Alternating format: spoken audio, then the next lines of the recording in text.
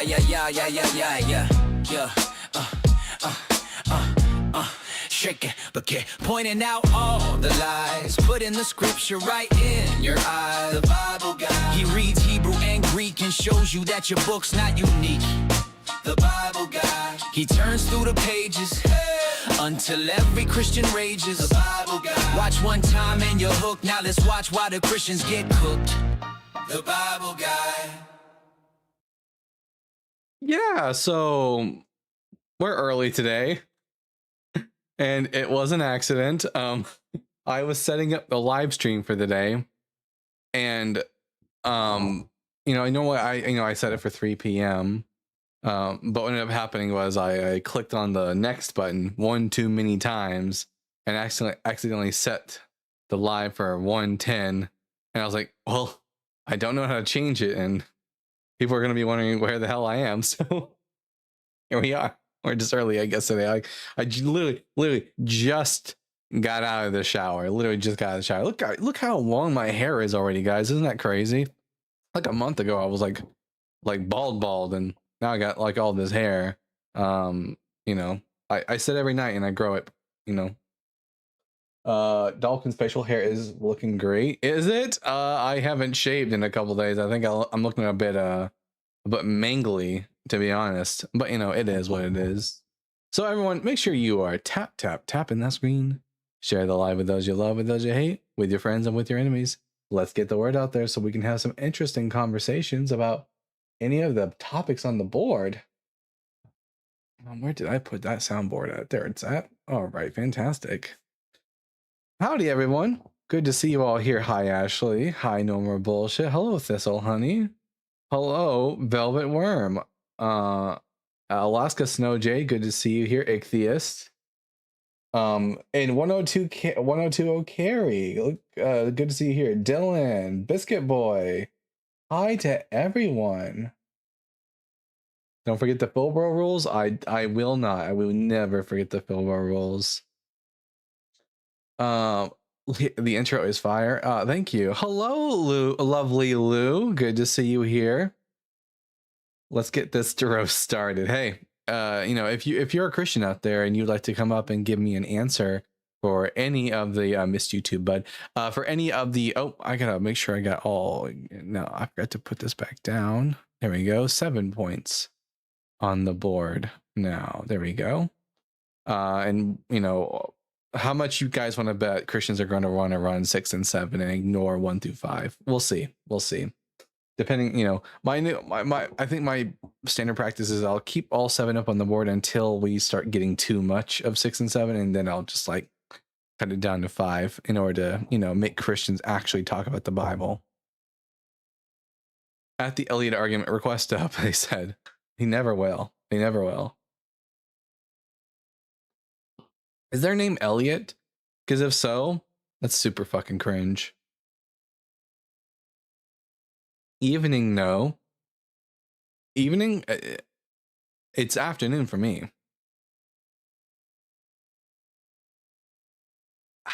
All right. How is everyone's post-Jewish Zombie Day week going? If you read their premise, it's literally terrible. Morning for you. Oh, very early for you. Well, I'm glad that I was like your wake-up call.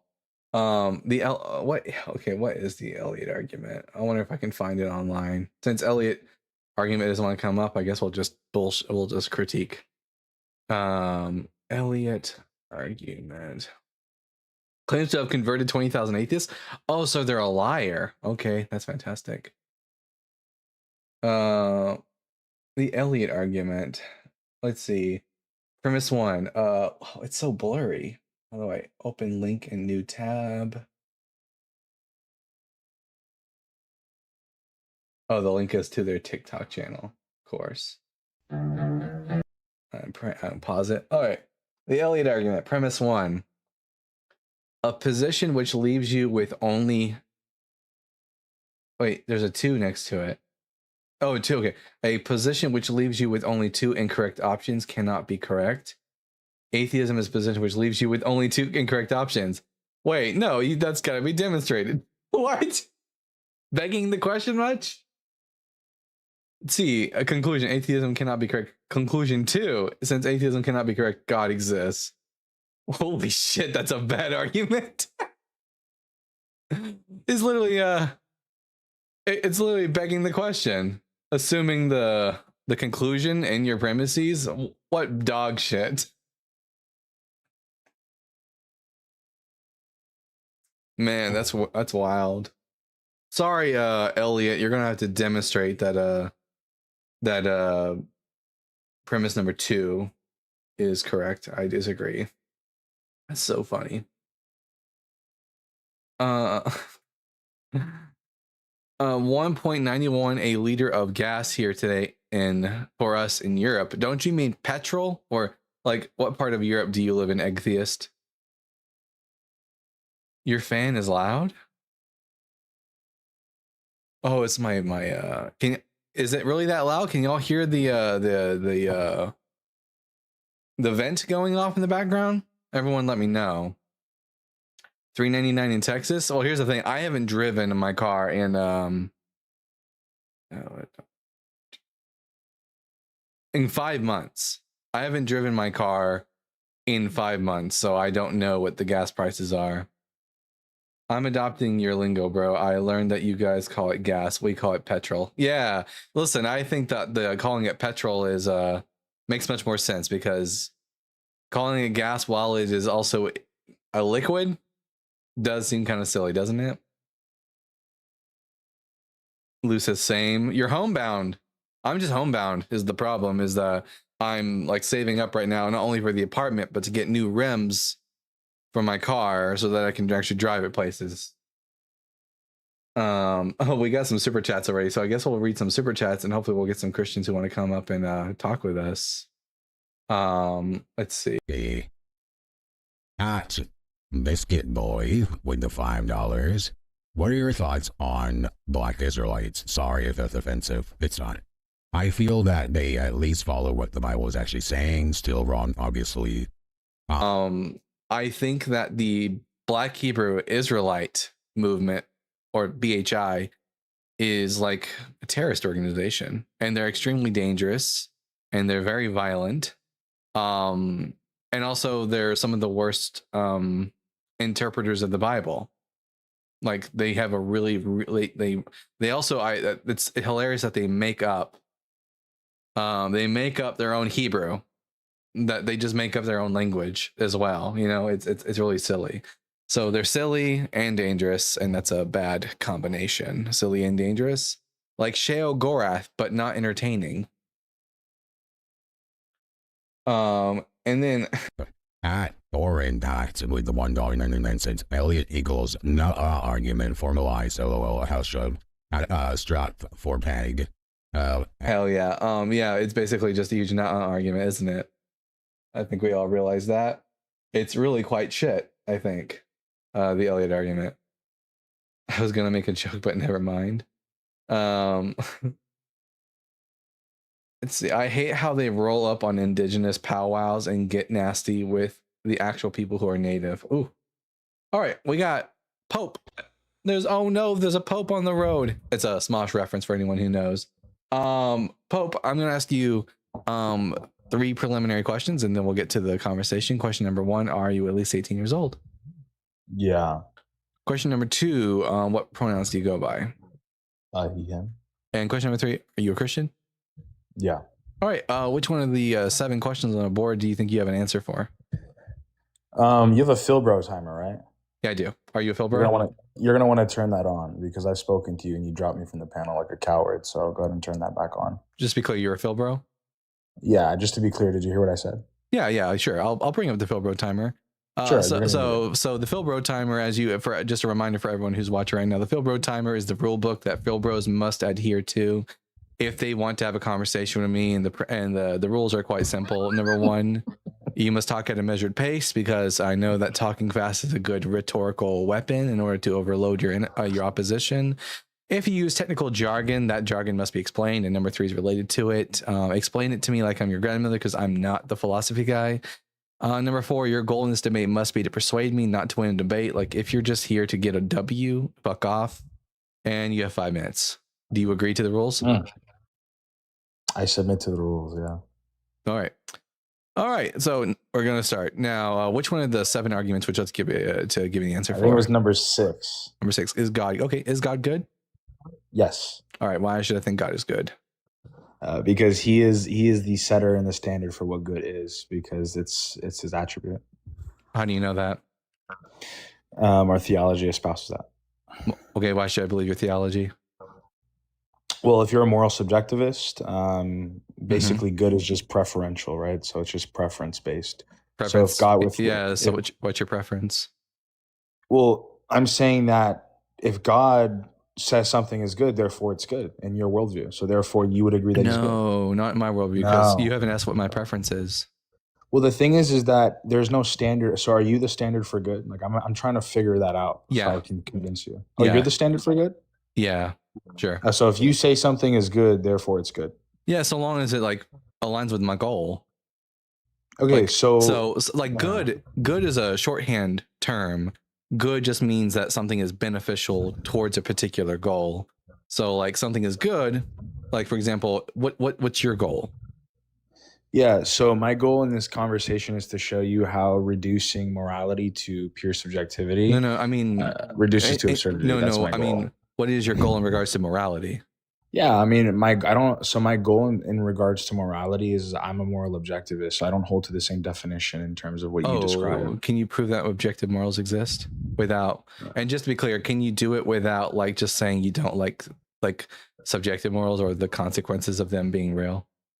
Well, I can do that, but your question was originally, is God good? And the thing is that your preferentialism already has a bunch of presuppositions that God is just not good, right? Yeah, so because he doesn't like reach my goal. So, so the question is like, it might just be that you and I have different end goals in mind. My goal is fairness and well-being. Something is good if it's like beneficial towards that goal. Something is bad. So something is good. So if someone, if somebody, for example, has a goal to grape kids, right, and they meet that goal, that's a good thing in a possible world for them and their goal. But then how do we determine what standard we follow as society? What ethics should we follow? So typically societies that don't like put fairness and well-being at the center tend to like die off. That presupposes your standard. You're just repeating your. No, I'm saying that if you want to thrive as a society, then your goal should be like fairness and well-being. No. The thing is that I understand you're saying fairness and well-being, but someone's well-being can satisfy their evil goal. For example, like raping kids. Yeah, right? but like for example, do you want to be raped?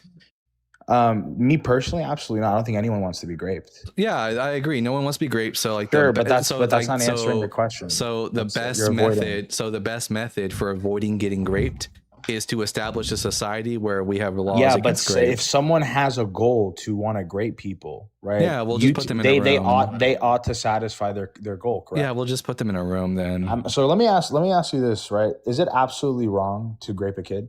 If your goal is fairness and well-being, yes. Is it so? There's no absolutes in if morals are if they're subject to change. No, because if you just contradicted yourself. No, as long as you have a goal, then you absolutely can like your break goal that can goal. be changed. Is your goal subject to change? Is it possible that your morals can change? Yes or no? It's possible, but so then in a possible world. Yeah, but my goal is fairness and well-being. So yeah, I know you've been wasting. I have 1 minute. So yeah, I know you've wasted your time. But your standard for example, well-being. Yeah, prove that your standard is better than my standard. Better assumes that it's just opinionated, and I don't hold to that. It is. So, you don't have objective morals. So what's your stand? So can you explain to me this, right? So the thing is that your standard for well-being can change. There's not a universal standard. Right? So therefore it's subject to change. You just conceded.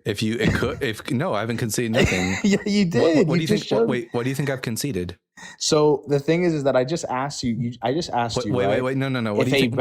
What do you think? I'm trying to answer. I'm going to answer. What do you think I've conceded? This guy's wasting my time. I've already admitted at the beginning of the conversation. You just admitted that your morals are subject to change. Yeah, therefore, it's possible for you in the future to think raping a kid is good. Yeah, that's you possible. Well, no. I mean, you just no, it's not possible for you to think that's good. No, not as long as my goal is fairness and well-being. Yeah.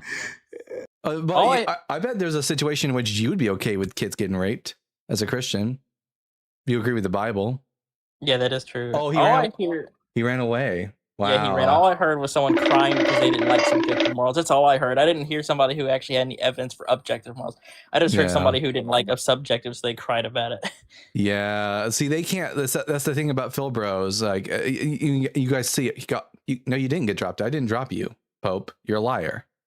I was watching. Dalton wasn't even looking when your thing fell. Yeah, you're a goddamn liar. Anyways, so I guess what, but I shouldn't be. I should, Phil Bros are liars, so I don't like. I'm not surprised. Anyways, I've always said my moral is subjective, but like so are yours, Phil Bro. You can't prove that objective morals exist. You have absolutely avoided, bro. I'm screen recording. I'll post it. You do that, but I'm not the one who dropped you. So if there's someone else who dropped him, don't. Only I'm allowed to drop people. No one else is allowed to drop people. I don't even have the ability to do it. Yeah, so I don't know what happened. Anyways, you just suck ass. But anyways, it's fine because you were at the end of your time limit, and you didn't demonstrate that objective morals exist. So you just bitched and whined about subjective morals. But you also have subjective morals, so he dropped. Yeah, he definitely dropped.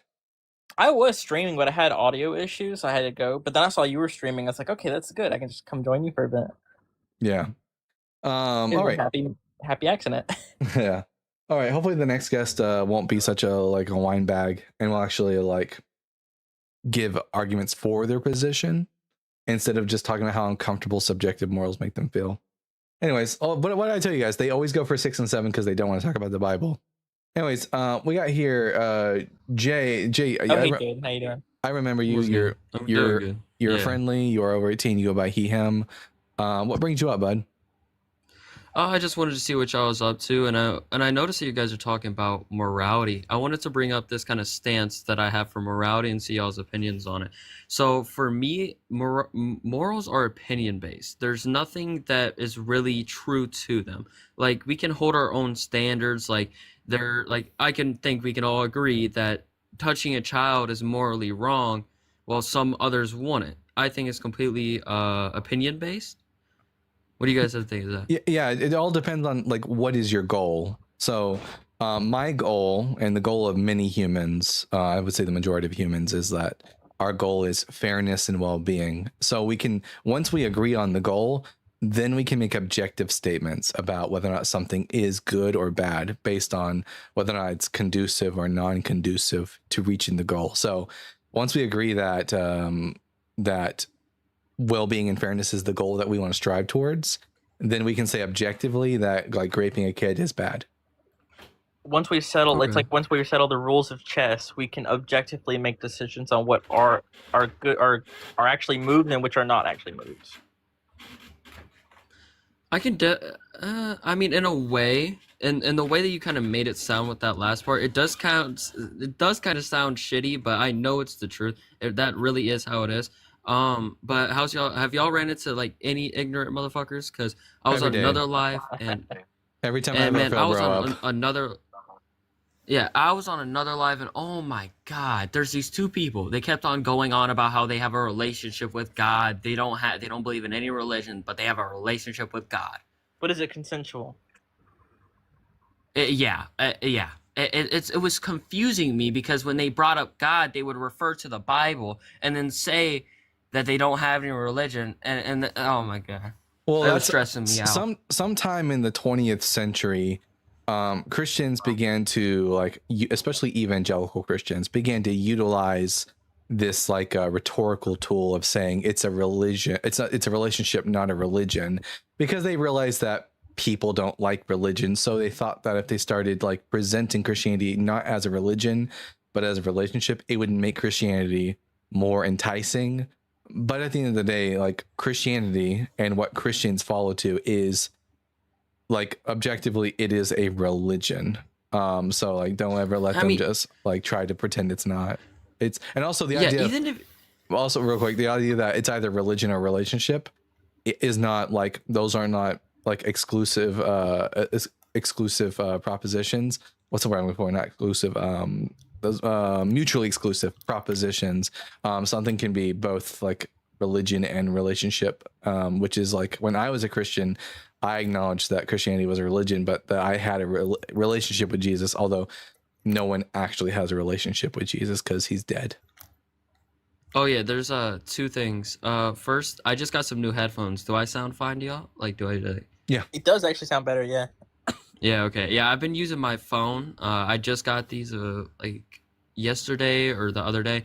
But the second thing is what confuses me is when you say relationship, because when you assume a relationship, when you think of a relationship, you think you're able to talk to this person and they're gonna give you a response, yeah, but they're not receiving a response, and that's where I don't understand the relationship part. Yeah, Christians think that they're receiving a response. In reality, what happens is they pray, and then they receive some sort of confirmation in their own mind, which is really just their own inner subjective voice, and they interpret that inner subjective voice as being God's voice.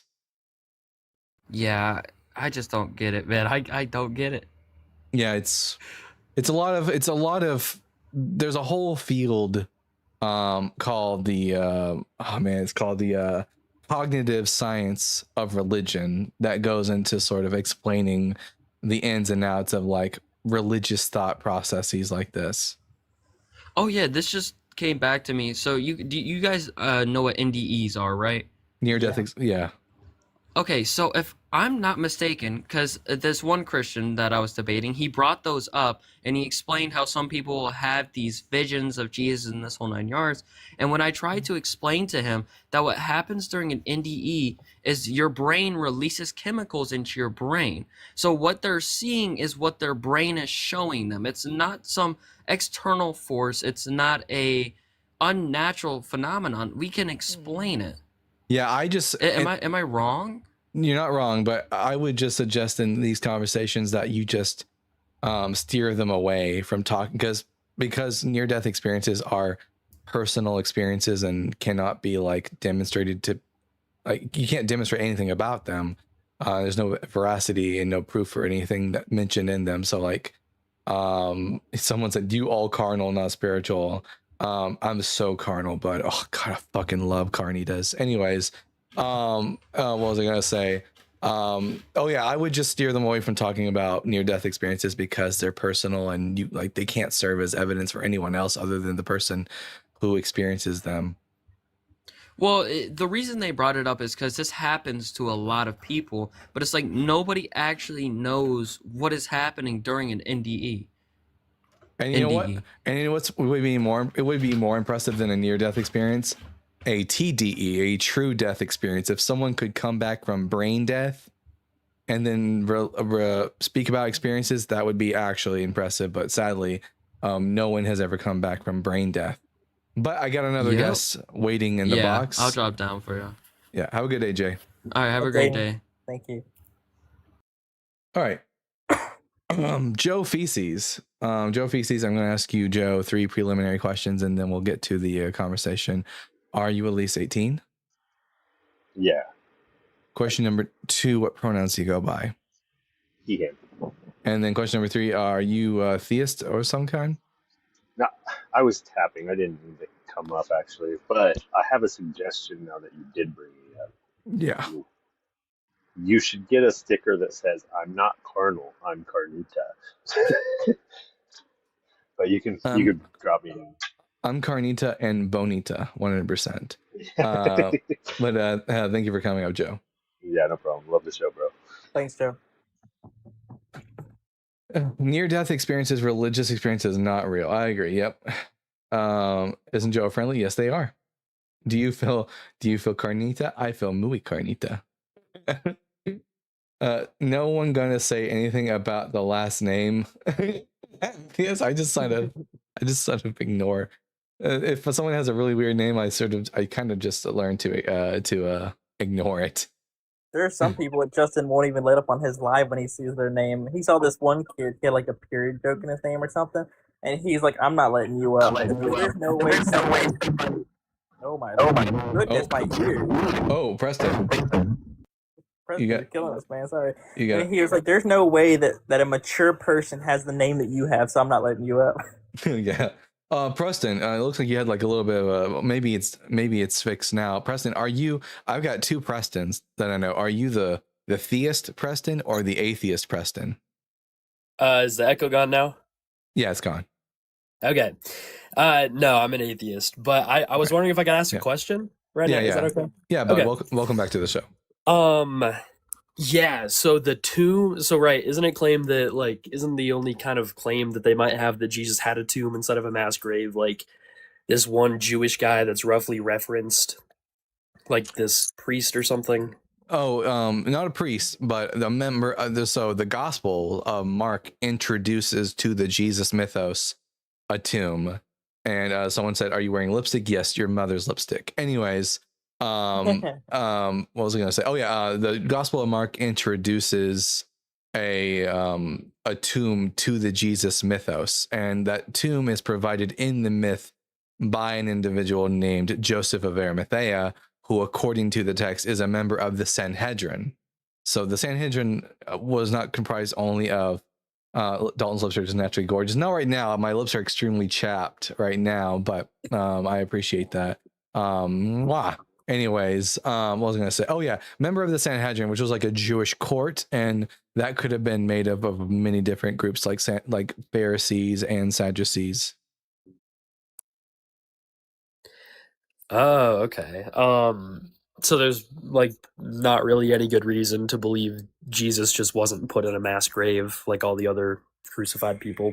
I've been never given a good reason. It's you would think that if there was like an empty tomb, that Paul would have mentioned it at least once as evidence for the resurrection, and yet he never once cites it. And it's such a power. It's allegedly it's such a powerful evangelism tool that I constantly get Christians telling me, "What about the empty tomb?" And yet Paul never once uses that argument, and I think it's because maybe Paul wasn't even aware of there being an empty tomb. Yeah, True. the tradition hadn't started yet. Paul does say that Jesus was buried. He does not actually say that he was put in a tomb.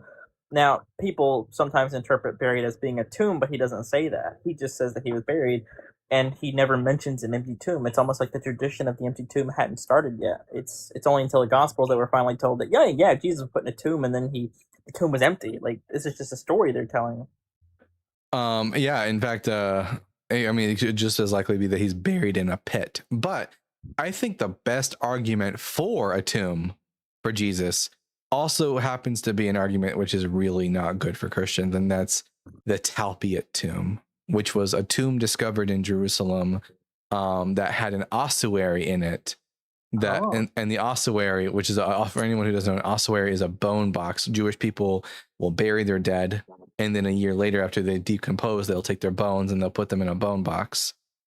We actually have, for example, the bone box of Caiaphas. So we actually have Caiaphas's remains, or at least we did, until generally what happens with these bone boxes when they discover them is they empty out the bones and they give them a proper burial somewhere else.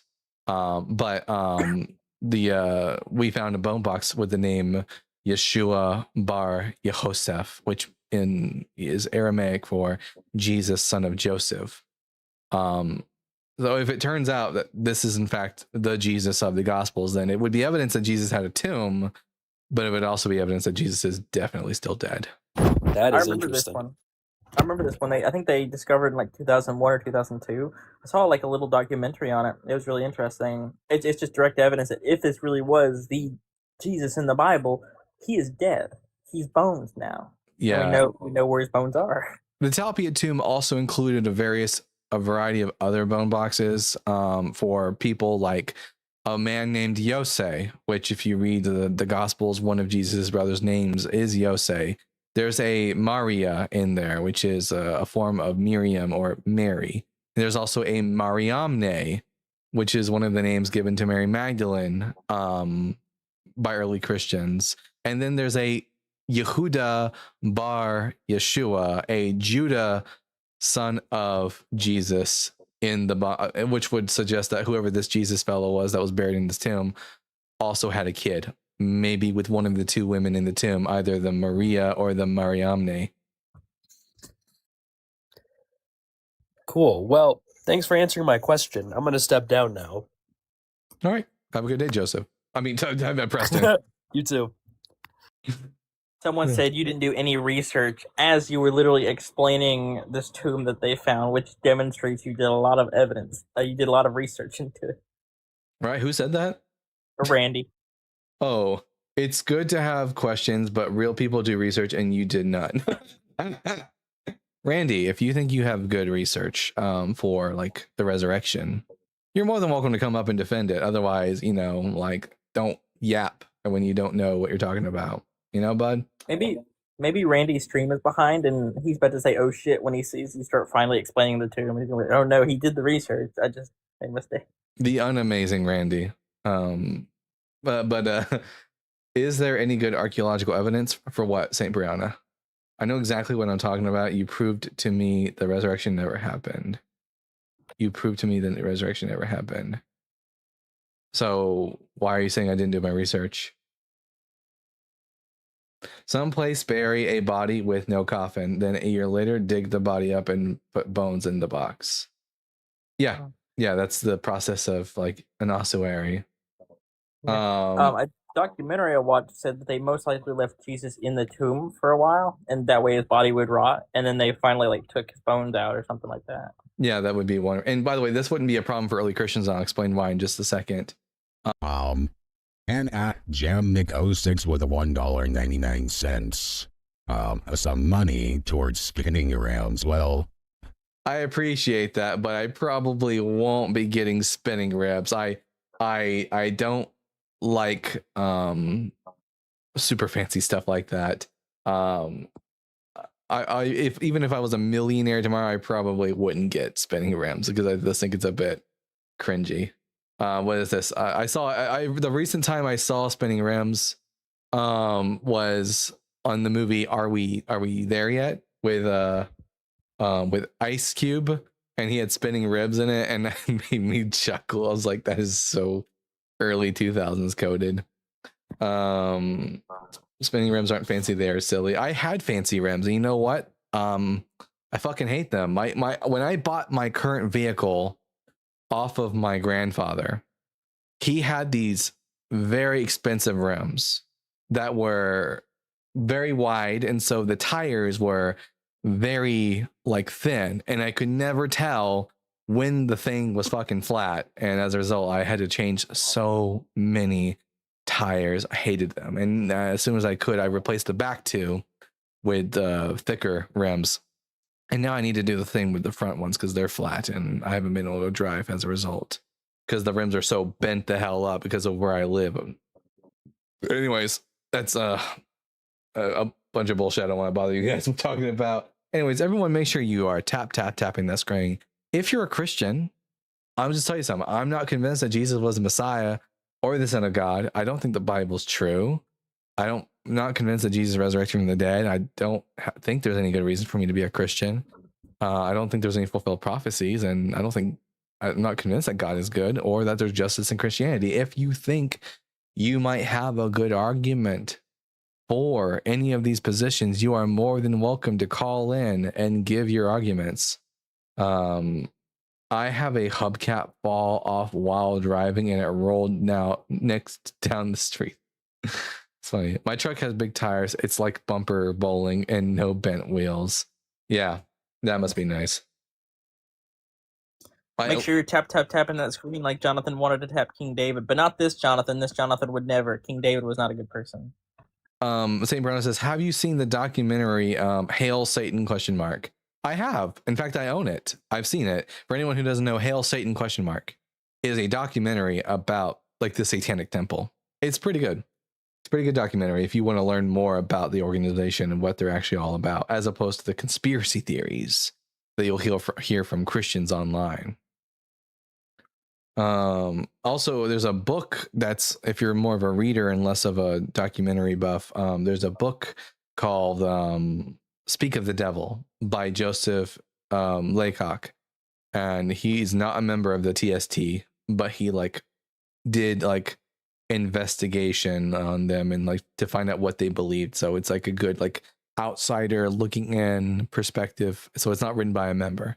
So you get a bit of a more objective look at who the Satanic Temple is and what they stand for. Pretty good book. TST has some problems. Google NDA plus TST, non-disclosure agreement plus TST. Yeah, I know. I mean, listen, if you listen to any of the 7 tenets of the Satanic Temple, I think the last one is that no person is infallible. So, fallible people, fallible religion. I recently watched a documentary on the Satanic Panic and it blew my mind. Oh yeah. I don't know about you guys, but when I was a kid, well, maybe the gospel was being hidden from you. That is why you can't figure it out, because the Bibles say, that sounds like a bullshit cope, Randy. No, the gospel's not hidden from me. I have all 4 gospels in my Bible. They're very easy to read. There's nothing deep or meaningful about them. That's just something Christians say when people aren't buying their bullshit. Anyways, when I was younger, I was somewhat of a victim of the Satanic Panic, because like I collected Pokemon cards and I had 150. I had all 150, I think, Pokemon cards. And Randy says, "No, you're full of it." And I know you are, but what am I, Randy? Anyways, and my parents ended up like trashing all of my Pokemon cards because of like what they had heard on TV from some Satanic Panic preacher. Yeah, that was like a big thing in like the 70s and 80s and stuff like that. 90s. Yeah. Atheist says Darth made an appearance yesterday on Loud Lefties Live. We all pounced, of course. That's so good. Fuck Darth. Or actually fuck Gary, because he's not cool. Like, we gotta stop calling him Darth, guys. Like, he's not cool enough to have such Darth. Also, isn't it kind of ironic that he chooses for his like identity someone who is a known child killer and genocider, being Darth Vader? Like, I guess it fits. Yeah, it does. Yeah, he's so low tier now. Like when I first started doing these debates, and one day I was like, maybe I'll go up against him one day. I was so excited to be able to meet a real challenge. And then when he came up on my live, all he did was like cry because he didn't want to answer three preliminary questions, and he kept getting muted by one of my co-hosts, because he wouldn't answer the questions. He kept trying to go around them, and then he left. And I'm like, he's so low tier now. Like that's a shame. I was really hoping for better. He's the absolute bottom of the barrel. Did you read my Gary document I compiled, Dalton? No, where at, Atheist? I did, Atheist.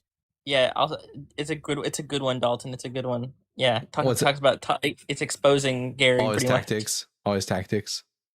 Also a lot more than that too. Oh, okay. I saw on Otangelo on a tiny channel. Oh, I've heard the name Otangelo before. I know that he's another one of those like really he's like Angel. Like he's just one of those really annoying, like really bad apologists that make the rounds. Luckily they haven't showed up here. Listen guys, like I might seem very nice, but I think I might be one of the meaner debaters on here. Like when it comes, I just have very little tolerance for stupid people is all it is. We should That's different than being mean though. Yeah, maybe. Yeah, we should call it a Gary instead of a Dodge from now on. He's Garying. Gary, why did you have to go? Otangelo got banned from various shows for anti-LGBT statements. Shocker. He shows up on Unapologetic Live through YouTube. He does? Well, good luck to them. I told someone this yesterday. I thought it was funny. I just randomly thought of it in my head. My favorite moment in the New Testament is when Jesus said, "It's Jesus-ing time," and then proceeded to Jesus everywhere. And he told Satan, "Thou shalt eat lead, motherfucker." Dalton, I will send you the link on Discord, okay? Yeah, absolutely, Atheist. I'll take a look at it. I don't ever interact with Gary anymore. I mean, I've only interacted with him twice and he blocked me. So like there was one time where I was on a live, and it's been like 9 months since I was on TikTok, and I wasn't sure if Gary remembered me. And then he told the host that I don't want to be up here if this asshole is up here. And I was like, oh yeah, he definitely remembers me.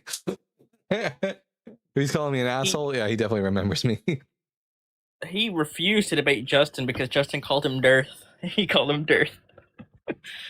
Yeah, Justin would have destroyed him on the Bible. We all know. Yeah, anyone could destroy Darth in the Bible. I thought I was a patient person, but after arguing with theists online, I realized I'm not patient. Oh yeah, I'm definitely not. Also, why? I am curious as to why it is that Richard Dawkins hasn't like sued him into oblivion for using his face and likeness. That is a strange thing. Like Gary has his picture is Darth Vader with Richard Dawkins' face on it. If someone was using my face to do something like that, I would like sue the fuck out of them. Richard is too high tier. I mean, I don't like Richard Dawkins. I think he's an asshole. I think he's a transphobe. I think he's an idiot. He was cool back in the day, but as soon as he started, did you guys just start streaming? We did start streaming. So if you know any Christians, if you're out there, come on up and let's have some conversations about whether or not I should believe that any of these things are true in the board. I promise, as long as you're not an asshole and you answer questions that are asked of you and you don't interrupt me, I'm quite pleasant. How was Starfield? Oh God, it's so much fun. In fact, like it's literally on my TV right now. Hell yeah. Yeah, I'll go back to playing it after the show's over. But I'm currently, so I had it on Xbox and I had, get this guys, this is crazy. I had 3,000 hours on Starfield on Xbox. 3,000 hours. And now I bought it on PlayStation because just generally I grew up on the PlayStation and I prefer PlayStation over Xbox. So I bought it on PlayStation and now I'm at level 81. Or am I? Wait, 84. I'm on level 84. And with the new upgrades, holy shit. One of my snipers are like 5,000 plus. Laser damage is fantastic. Yes, Dalton, that's dedication. Same Dalton. Same, like what? Well, Lou, you play it too. Do you play Starfield, Lou? I've never played it, but I want to. It seems like a nice game. I've always been into like a lot of horror games and stuff like that. I think was more my genre. It like does growing have, up playing Resident Evil and stuff like that. It does have some horror elements to it. Some. There's an alien in the game that's based on the xenomorphs from Alien. They're called terror morphs. And I don't want to, they are scary though. The first time you ever run into one, especially when you're a lower level character, they're terrifying. I'm gonna get it. I've been waiting for it to come on my PS5. Yeah, make sure you get it and get the DLCs too. There's so much good stuff on it. Dalton, I had sent you Gary files on 3rd April. Check Discord DM. All right, let's take a look. Autumn Falling. I'm excited for Subnautica 2 as well, but what the company did to their developers was just shitty. So I don't know if you know this, Dalton, but there's a game called Subnautica, and there's Subnautica 2 now, which is coming out. They had like a bonus coming to the developers if they got the game done like before a certain time period, and the company basically fired like a lot of the staff and like accused them of not doing work just so they could not have to pay them that bonus. Oh. That sucks. Also, isn't that like an underwater game? Yeah, it's like an underwater horror game. You're on an alien planet, and there are a bunch of really big creatures in the water that are called Leviathan class organisms. They're just really big, aggressive marine animals. Not all of them are aggressive.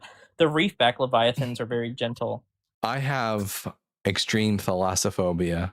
I don't know if I can do. Me too. Like, and I'll tell you guys what triggered my thalassophobia when I was younger. Oh, interesting. Who was Gary Milne? The Living with Mother story.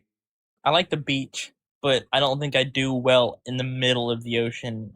I think I'd be terrified to do anything. I think I'd just be swimming. I don't think I'd actually be able to do anything. I can't wait to read this, by the way, Atheist. Yeah, like what happened for me was it was high school, and one night I'm having a dream, and I know a lot of people don't, but like I remember my dreams, all my dreams, every single night. I don't understand how people don't remember their dreams, but I had a dream in high school where I was in a giant tank, like the size of a football field, and it was like covered. It was completely filled with water. Breathing wasn't the problem. I could breathe just fine in the dream. That wasn't the problem. Problem was pitch black in the water, except for a few lights here and there. So it was like pool lights basically. And I knew that somewhere in that giant tank was like a sperm whale. And just knowing that such a large creature could have been right next to me and I couldn't know it terrified me. And ever since then, I've just had like a fear of the ocean. And I don't swim in any water that I cannot see all the way down to the bottom in. I think seeing like YouTube videos of like people claiming the megalodon was still out there and stuff when I was younger, like that, those were things that like made me kind of freaked out of the water. And like even now, like I there's certain like I can play Subnautica and all. I can play Subnautica and Below Zero, the like the sequel they made to it, because there's Subnautica, there's Below Zero, which is like in the Arctic part of that planet. And then there's now Subnautica 2 coming out. Like I can play those games, like that's fine, but I don't think I would do well in the middle of the ocean. And I am scared in those games sometimes when I see the big creatures in those games. But I think in real life, if I was in the middle of the ocean, I think I'd just be too terrified to do anything, knowing that there could be anything below me. Yeah. I also had like a really irrational fear of ceiling fans as a kid, as a teenager, because I was, and this is why it was irrational. I was just afraid that if I was wearing a necktie and I jumped up particularly high and the necktie got caught in the ceiling fan, that I would accidentally hang myself. That's what I was afraid of. That doesn't sound irrational. That sounds like a very rational fear. That's some Final Destination bullshit right there. Yeah, It'll probably never happen, and I don't have that fear anymore. Hey, if the chance isn't zero, then you got to be careful. What was the phobia? I don't think I heard that name. The name, Thalassophobia. Yeah, thalassophobia is like the fear of water, from the Greek word thalassos, meaning like ocean or water or sea, and phobia, fear. And I think Dalton may have megathalassophobia, I think is what it's called, which is like the fear of giant things that are in the water. Yeah, I do. I mean, I watched Free Willy recently, and terrifying. But anyways, I was scared if the ceiling fan would drop and chop me to pieces. Good. That was more what my fear was, that if I stood under a ceiling fan, it could fall on me, like it could hurt me. When I was younger, obviously I'm not really like, it's a fan. It doesn't. Number one, it doesn't move fast. Mine doesn't really. Well, we don't have one, but when we did have one, it didn't even really move that fast to begin with. But it's also not sharp. It's wood. Do they have so we have phobias for fears. Do we have words for things that we have strong hatred for? I don't know. Miso, I guess, would be the preposition there, because the Greek word for hate is miso. So, and what would be the Greek word for dumb people? I'll coin a new term if I have to describe my misomoronus, or something like that. Misomoronus, or miso, fear of morons. Oh no, I'm fear of like hatred of morons. There was this other one. It was like I forgot what it's called. It's called like aidodophobia or something like that. I can't pronounce it. And it's like, this is the fear that somewhere at some point there's a duck watching you, and then the example it gives is Jimmy has this phobia, and then it cuts to an image below that of a duck, of a plush duck holding a knife, and he's like, "Your ass is mine, Jimmy." Okay. Real quick, it's been 54 minutes. I'm gonna do a quick restart on TikTok, and hopefully we can get some actual opposition who aren't terrified to come up and talk to me. So we'll see about that. Yeah. All right. Real quick. Be right back. Let's see. There's this really funny meme on my phone. It makes me giggle every time. Let's see if I can find it and share it with you guys, because it's just so fucking funny. One of the keys of comedy is subversion of expectation, and this comic does that in a very perfect manner. Let's see, do I have? Is this it? Oh yeah. Oh my god. Okay, yeah, let me see if I can send it to myself real quick. What'd you find? Oh, there's just a really funny meme that I really enjoy. It makes me laugh really hard. Let me see, where did I put it? Crunchy Trilobite says, I guess the Christians here have bibliophobia. That is true. That is true. Christians have a fear of the Bible. They refuse to open that goddamn book.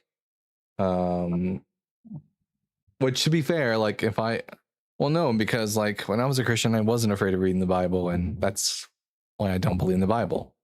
Do you even know what the base of Christianity is? Yet Jesus of Nazareth. Yeah, there's two foundational claims. There's Jesus was the Jewish Messiah, and then he was crucified and rose from the dead, and the Father raised him. Yeah, like what? Like I think most people have like a perfunctory knowledge of like the basis of Christianity. It's a really well-known religion in the West. Yeah. Dalton, do you like space-themed books and stuff like that? Books? Yeah. I don't. I've never read a space team book, but I do like sci-fi stuff.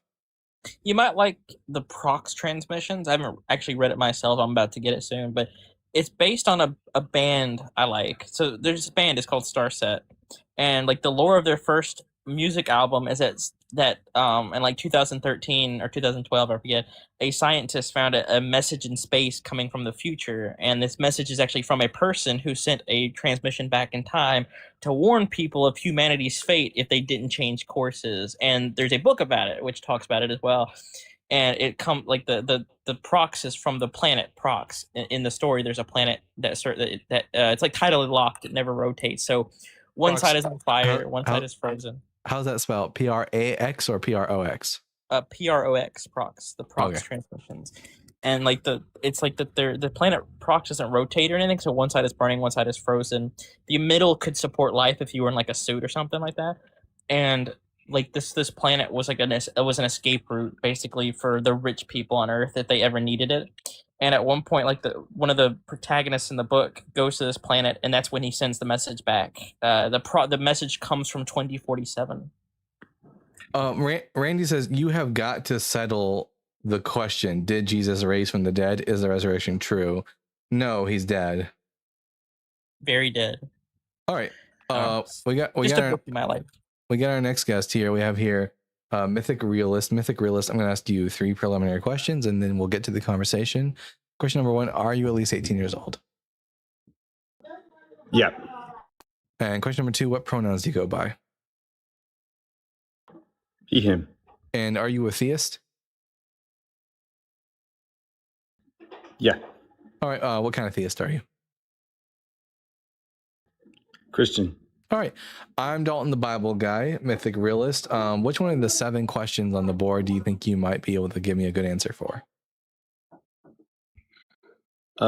Is God good? And I mean, I don't know if I can, is God good? Prove it in the scope of a debate, but I can offer a dialogue. Yeah, I would say so. Okay. Why do you think that? I think there are just moments in life that, from a subjective experience that corresponds to more intersubjective reports, that life just feels fantastic when you have someone you love, when there are those peaceful moments where you sort of forget your self-consciousness and you're flowing in the moment, you're overwhelming with peace and gratitude. Yeah, but what does that have to do with whether or not God is good? I think the argument against God being good would be basically that this reality we live in is not optimal, and the reality that we live in is maybe not worth it. And I think the starting point to Not my that argument. discussion from You could just read the book, Okay. Mythic. Yeah, I think like What's that? If you were to assess whether or not a person was good, like let's say there's a guy named Joe down the street, and we want to know whether or not Joe is a good person or a bad person. How do we test that? Would we look at what he does? Yeah, I'd be more interested in hearing your viewpoint rather than a series of questions. Go ahead, man. If Joe was someone who like commanded a group of people to perform a genocide, would Joe be a good person or a bad person? Right. So, well, let me answer straightforwardly. No. All right. If Joe used rape as a punishment for an innocent woman, a punishment for a man by raping his wife or having his wife raped, wouldn't he be a good person? Today, no. At any time, would that No, I think that argument doesn't really track. I think if we're going to do presentism, then that's a fallacious argument to start from. So if you went back in time and Right. you saw a king who had one of his subjects punished by having his wife raped, you would say that king is good just because it's 1,000 years ago? I'd say I'd have to learn an entire new utilitarian perspective, pragmatic perspective, based on the scaffolding of society during that time, based on the changes and outcomes. So you just go with whatever society says, no matter what. Like tomorrow, if we decided genocide I go with. I'm very anthropocentric, so I go with the overall benefit to human well-being as a whole in the long trajectory. Do you think having innocent people punished for things they didn't do is good for the society? Ever? I think it's possible. I don't think that retributive justice is it exhausts the definition of justice or goodness. How does punishing innocent people good for society?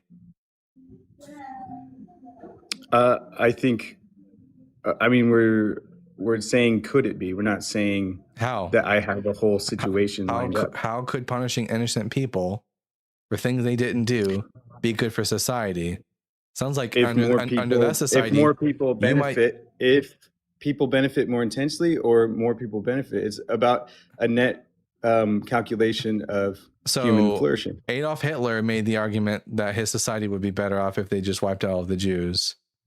And you would be like, well, we found out how that went. That didn't go so well. Yeah, because it turns out that like also just killing innocent people isn't good for society.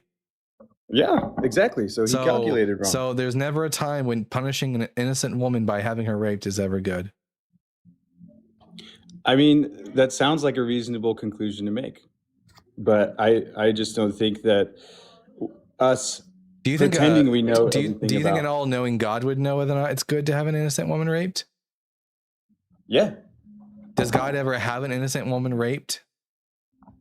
I mean, I'm sure you've got a Mosaic law instance lined up. Why don't you just tell me what it is? Nope, not Mosaic law. Just God. In the book of... Just tell me what you're talking about. Yeah, when David committed his sin against Uriah, which was a sin against God, allegedly. Right. How did God punish David? Right. So the baby died, and the wives would be and the wives would be blah blah blah. So blah blah. The wives would be taken by other men and raped publicly. Yeah. And so is that good? I think it was natural consequence. It's not. Sick. It's not. God specifically says, I will make this happen. I will do this thing. There are things there are lots of things in the Bible that seem explicit. That's not a natural consequence. That's Yahweh doing something in order to there are get plenty back of at theologians and traditions that would disagree with you whether it was natural. They would they wouldn't be disagreeing with me. They'd be disagreeing with the Bible. The Bible says they'd be disagreeing with your understanding. The Bible says explicitly. An explicit statement makes everything clear. So let me for example, give a modern day example. Was God? Wait, no. Are we going to be doing this thing where we was God just talk over each other? No. Yeah, I would hope we don't. So shut up.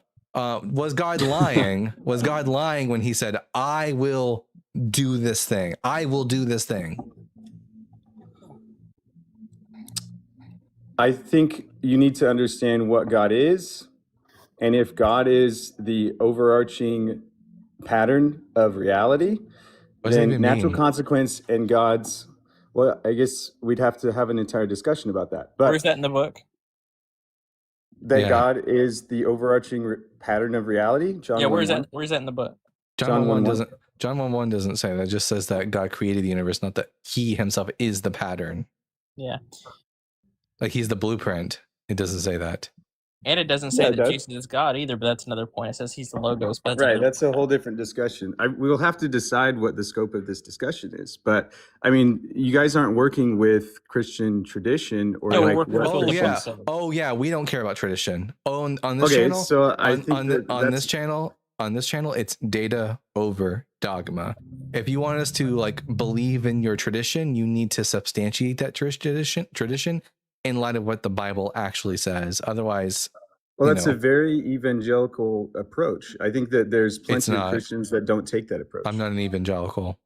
I think maybe you're an ex-evangelical. I'm an ex-Catholic. Oh, an Mythic- ex-Catholic. Mythic, So why would we- why don't you think tradition has anything to do with the Because- interpretation of the book? Do you because think the book interprets itself?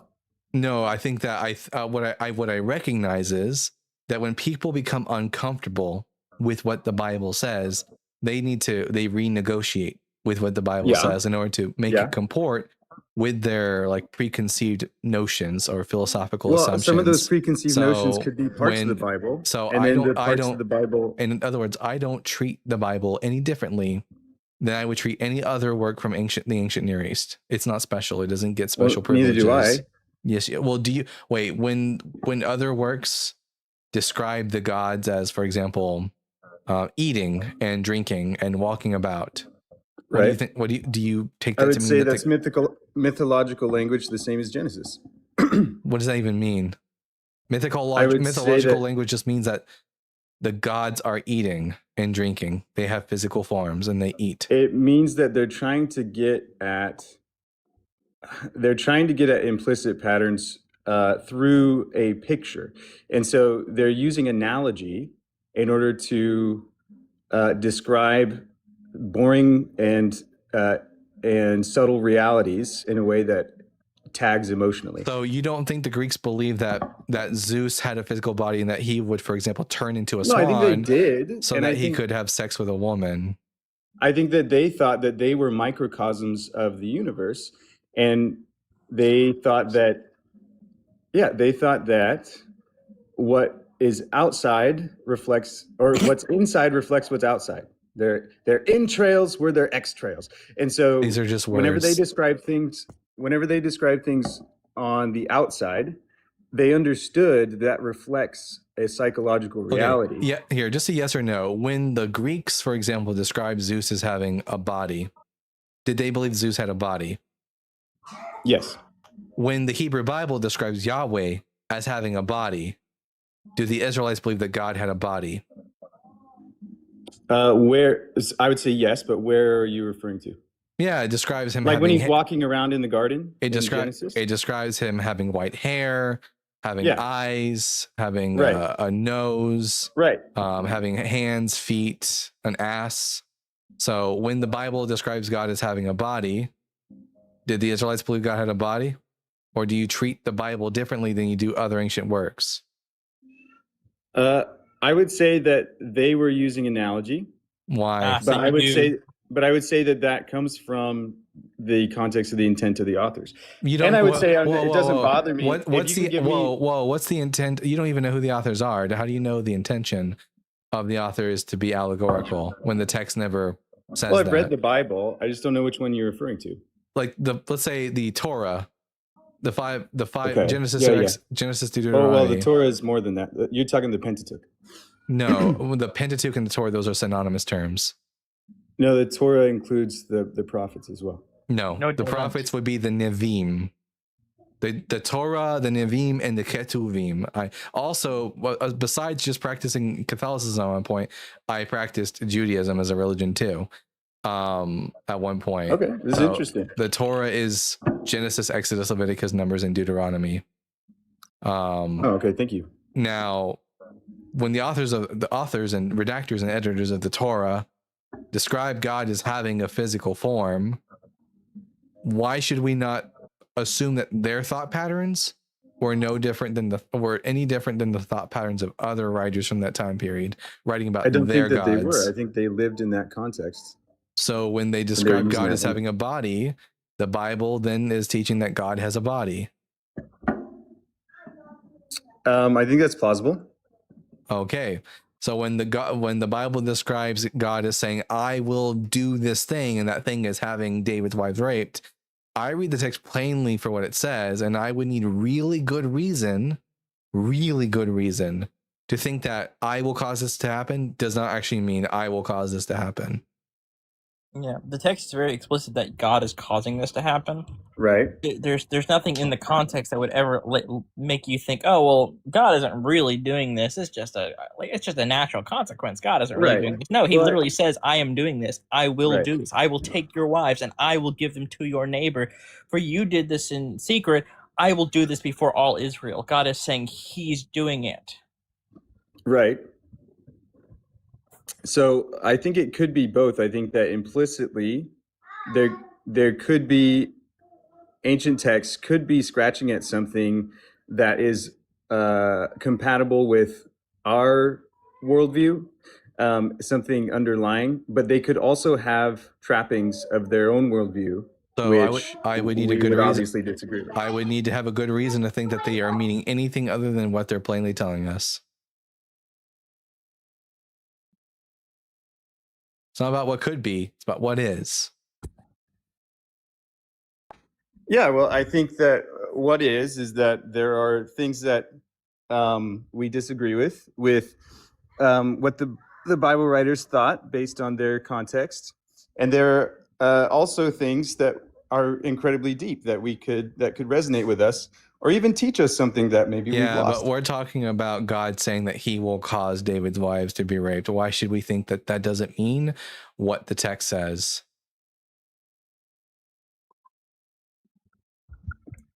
Right. So because if you're taking the text as a whole, and if you're taking Christianity as a force, okay, we don't. So start, if you don't take the text as a whole, we don't start with the assumption. It's going to be difficult to offer evidence. Because the Bible isn't a text; it's texts. Right. And we right. don't. It's a library. Yeah, you don't start with the assumption that a group of writings are univocal and that every author had the same theology and belief system. You don't start with that belief. That needs to be demonstrated before. I don't necessarily start with that either. Okay, then demonstrate that the Bible is univocal. Otherwise, what other authors say about God is irrelevant to what the author of First and Second Samuel said. I'm saying that the Bible is a library. A Bible is a library that we can use as a foundational soil to continue the live discussion, the live dialogue, and create a living, breathing tradition. Like unless you can give me a good reason to consider the idea that the Bible is univocal, I don't like when it comes to understanding what First and Second Samuel says. I don't care what the gospel authors said; it's irrelevant to the conversation. Well, pragmatically, I don't think that it is irrelevant. If you're talking about culture and you're talking about you're trying to convince people of this or that, they don't live in that time. They live now. They don't have the same culture. The authors of First and Second Samuel don't live in the same culture. I mean, Christians know they don't have the same culture. Yeah, so they know. So it's irrelevant what the gospel authors have to say in regards to what First and Second Samuel says, unless you care.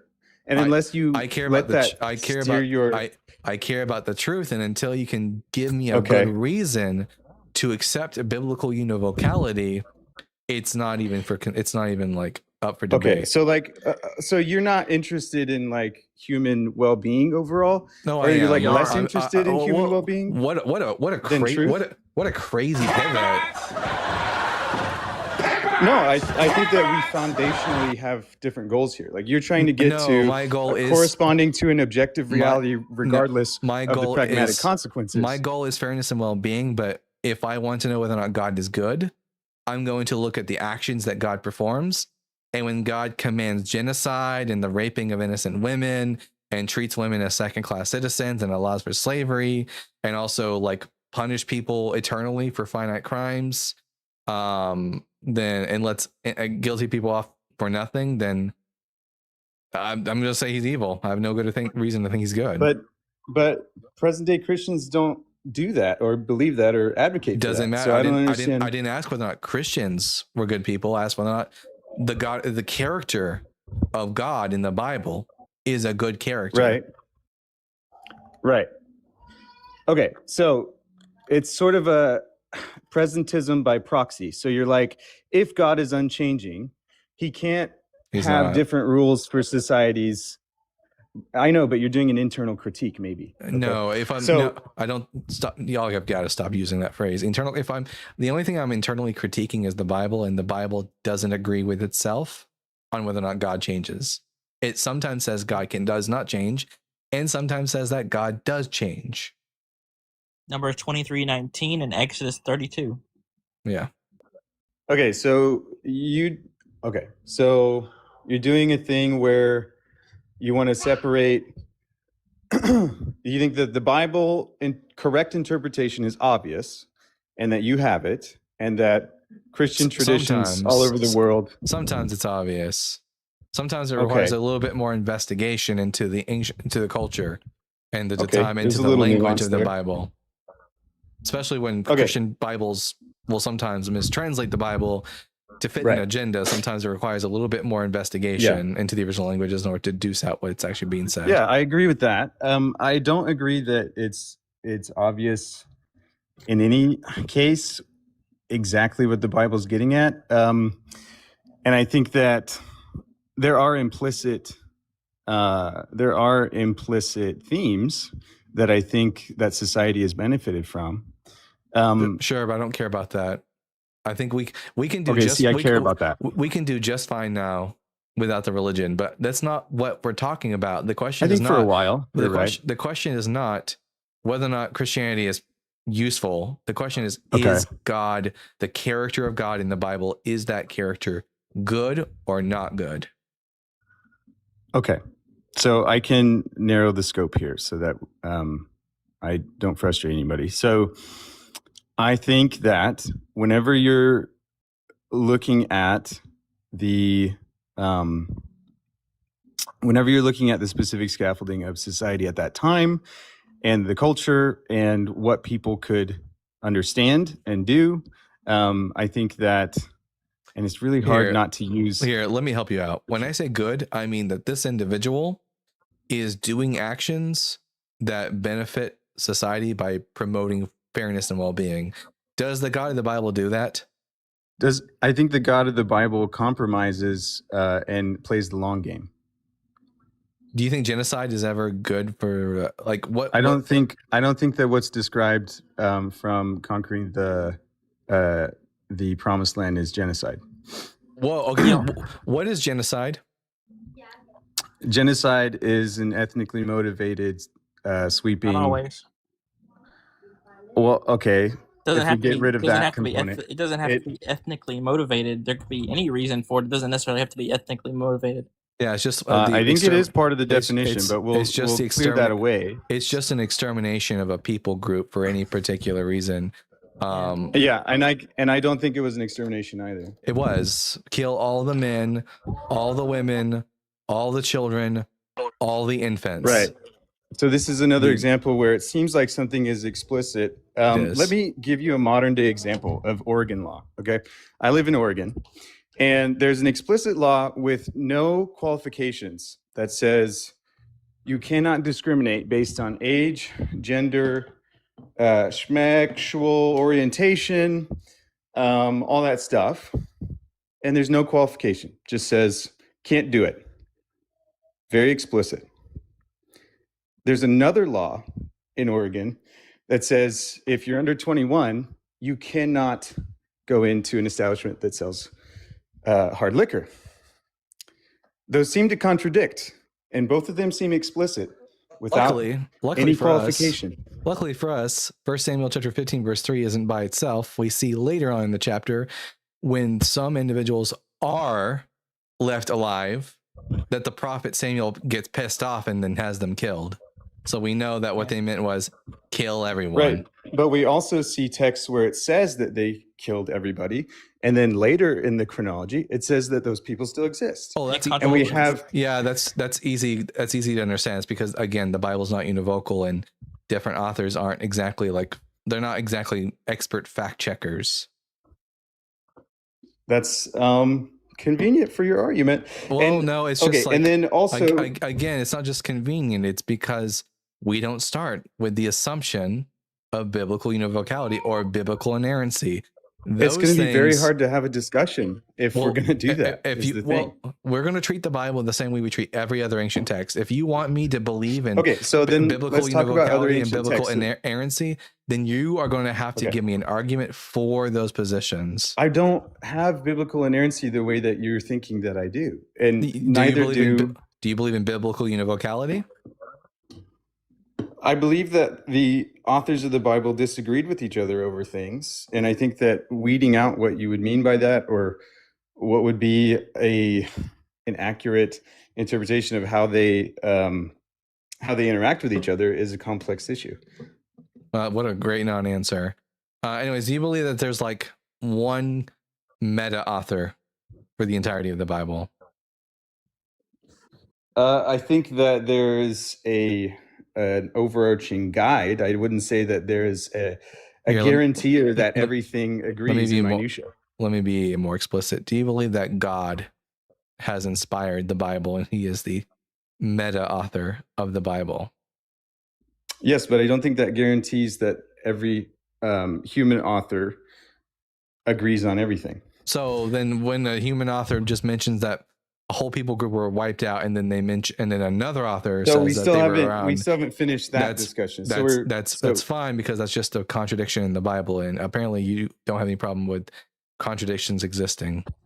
So I just talked about modern day example that you said wasn't a contradiction because it was meta. So you can't just use the same pattern and then say that were those laws they are a contradiction. Were those laws coming from the same people group at the same time? Pretty much. Oregon hasn't been around a long time. Are the books we're talking about written by the same persons at the same time period? Yes. Joshua. No. Joshua internally does the same thing. When was the book of Joshua written? That's debated. You could say anywhere from 1,500 years to 500 years ago. Definitely not. Sorry, not 15.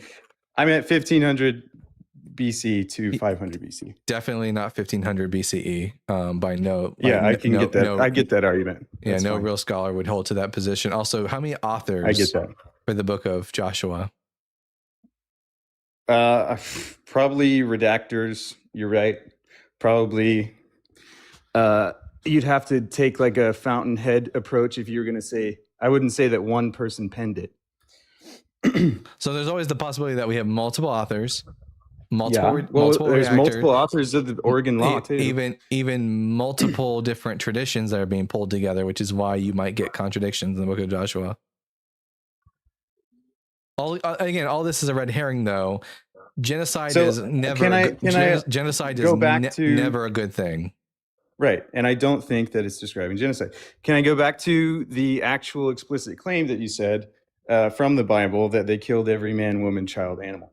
And so. Yeah. So there are contemporary texts that say the same thing where it's obviously not true.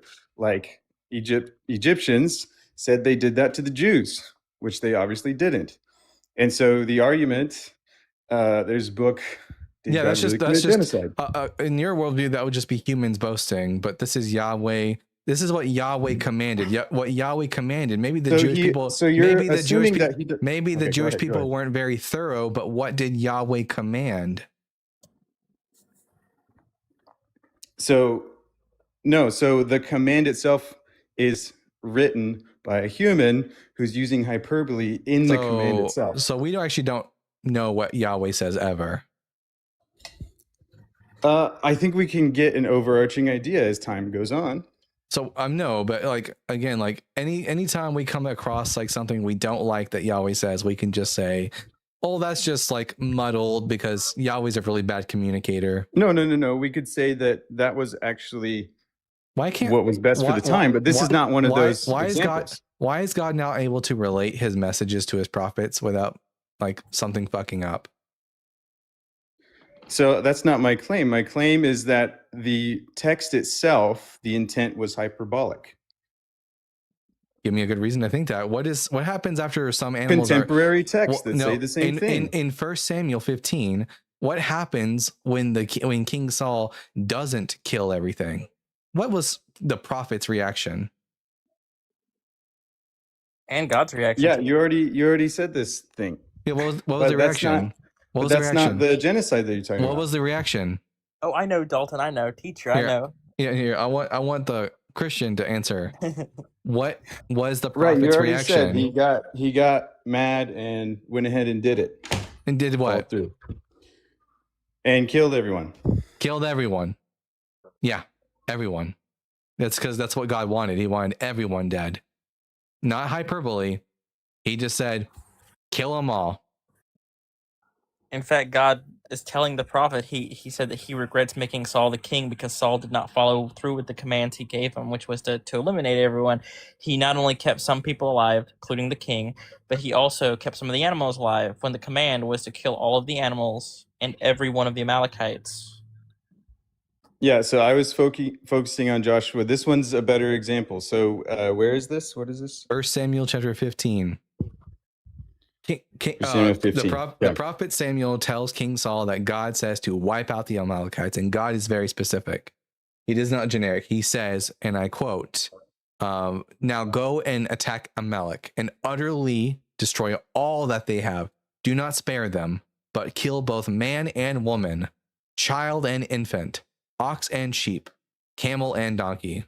And then Saul kills a lot of them, but the text says that he spared King Agag of the Amalek and kept him alive, along with other animals. And then the prophet Samuel and God gets pissed off. In fact, God says, I regret that I made Saul king, for he has turned back from following me and has not carried out my commands. How did Saul not carry out the commands? Because he spared some people. And so they end up getting wiped out by Samuel. Okay.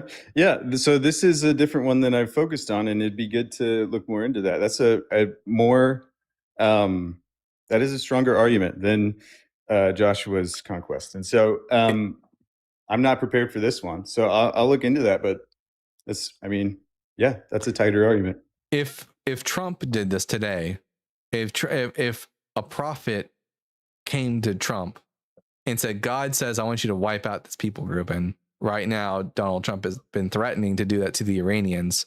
If God said to Donald Trump, I want you to wipe out the Iranians, leave not man nor woman, child nor infant, nor any of their livestock, would that be good or bad? Bad. So I know that you guys are kind of fighting Christian nationalism. And so, but I just don't think that fits the majority of Christians. I don't care if it's a majority of Christians. It's like, I'm giving you the analogy to describe. I'm showing you that in this instance, you would, and you did, and I'm glad you did say it, that it would be bad. And it was just as bad when in the Bible story, the God tells the people to wipe out the Amalekites. See, again, we're in fallacious argument of presentism.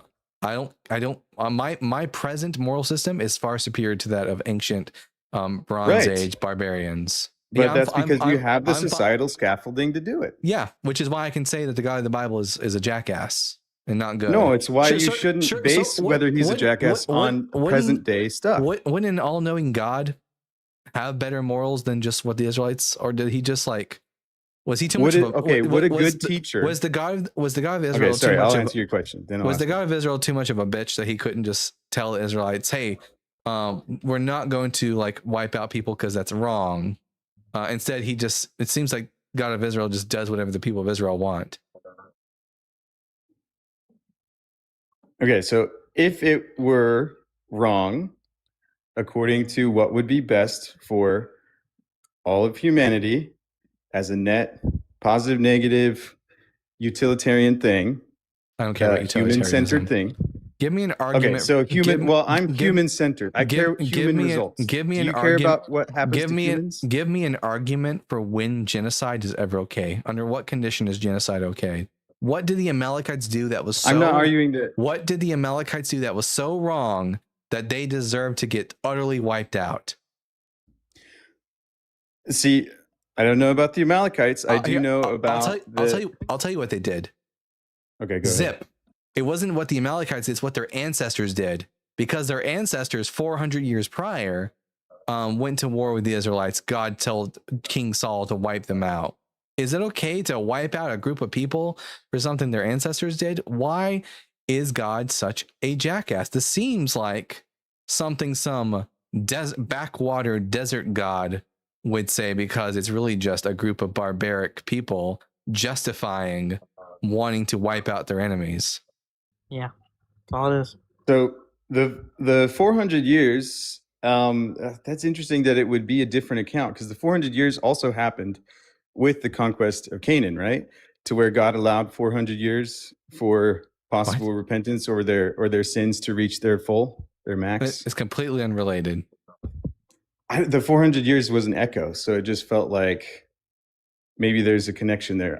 So I'm totally unprepared for your Samuel example, so I'll give you that one. I'm going to have to look into that later. But the example that most people bring up is the conquest of Canaan. And I think that if they could be so wrong about that being genocide and come to conclusions... That was genocide. The conquest of Canaan was wrong. Yeah, so I don't think that was genocide. And I don't think... I don't care what you think. And I think it's... Under the World Health Organization, I mean, if we were to, the United Nations would 100% designate this a genocide today, just like the state of Israel today is committing a genocide on the people of Palestine. The people of Israel in the ancient world were committing genocides against their neighbors. And I know you're going to say presentism. I don't care. No, I'm not going to say presentism. I'm going to say that you misunderstand, again, back to the hyperbole. And Paul Copan has a good book, Did God Really Commit Genocide? And it goes into these details. And I think that people are wrong about it. I could write that book a lot faster than he could with just one word. Did God commit genocide? Yes. Yeah, I know that would be your answer. That's okay. So it seems like you just tried to justify God's horrific actions. That's what it seems like we're getting at. I tried to bring light on what you think he did, what you think he commanded. I know what is I know. not what's described in the Bible. No, it is what is described in the Bible. Yeah. Do you think slavery is okay?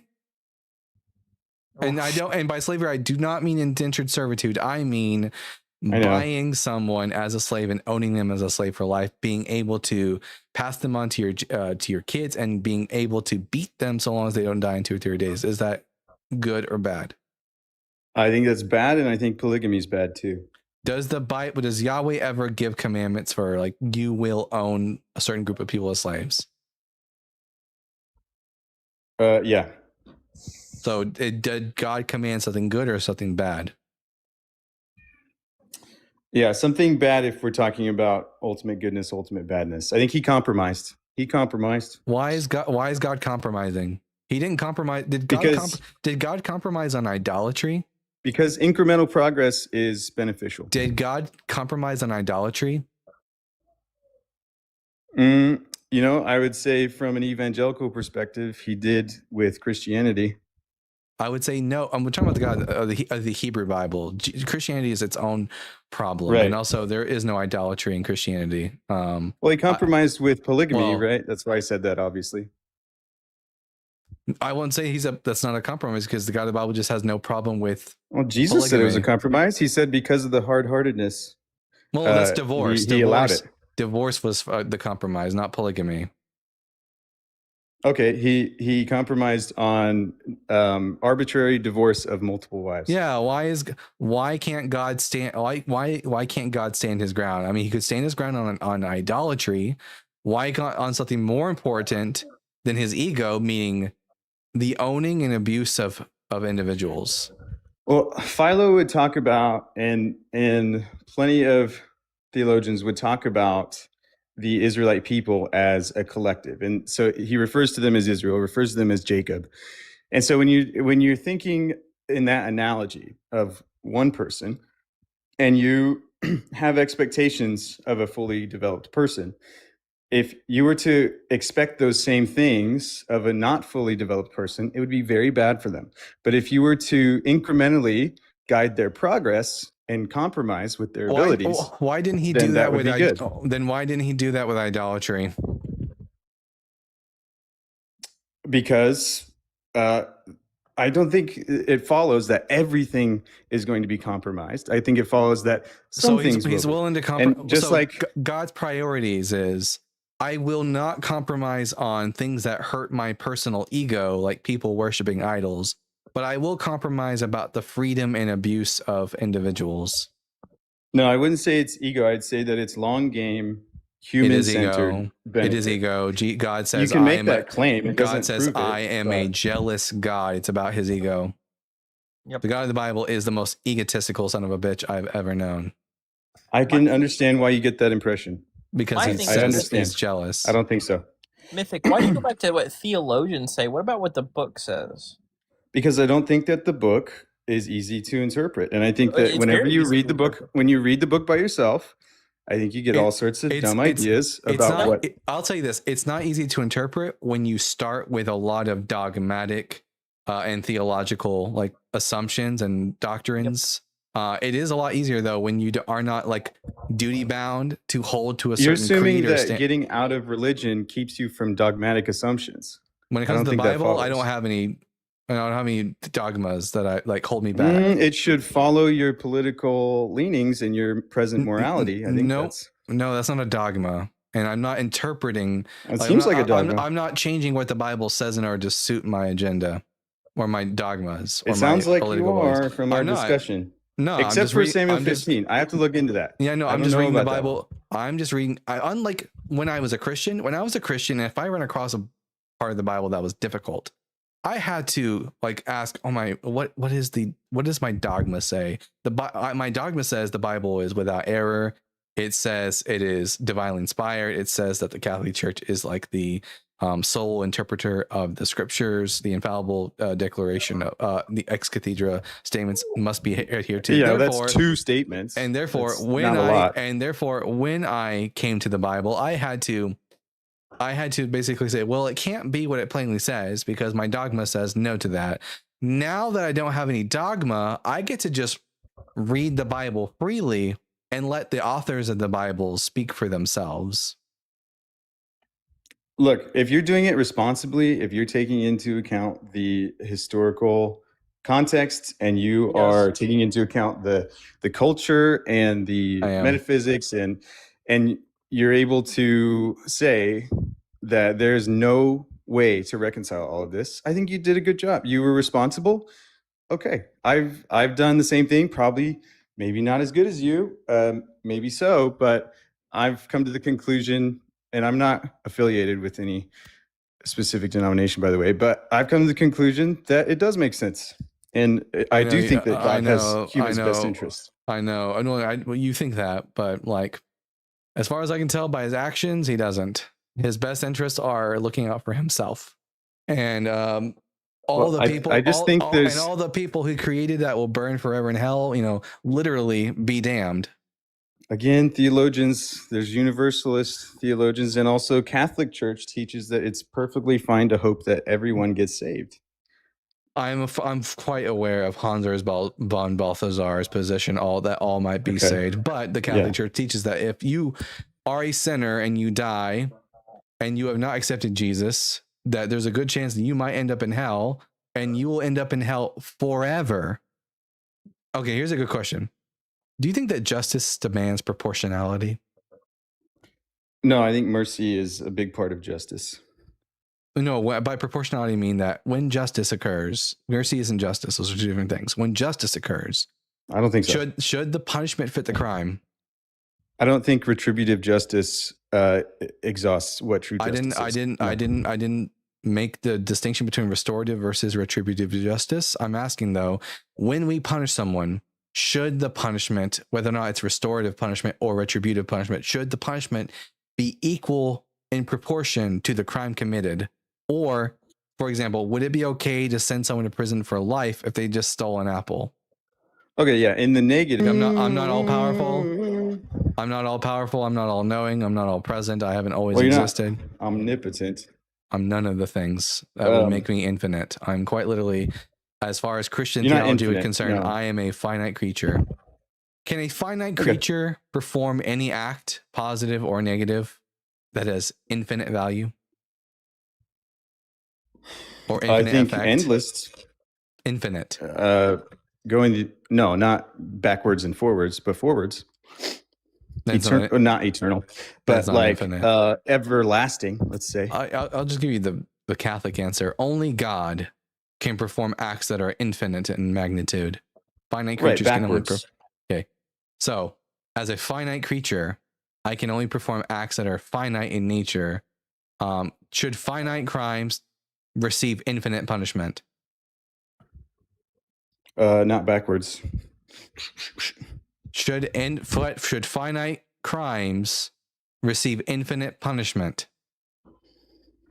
No, it shouldn't. The punishment should not transcend time. It should be forward from your action. Why? There's nothing I could possibly ever do to warrant infinite punishment. Not right. It's infinite punishment. Yeah. Stop trying to weasel around it. What?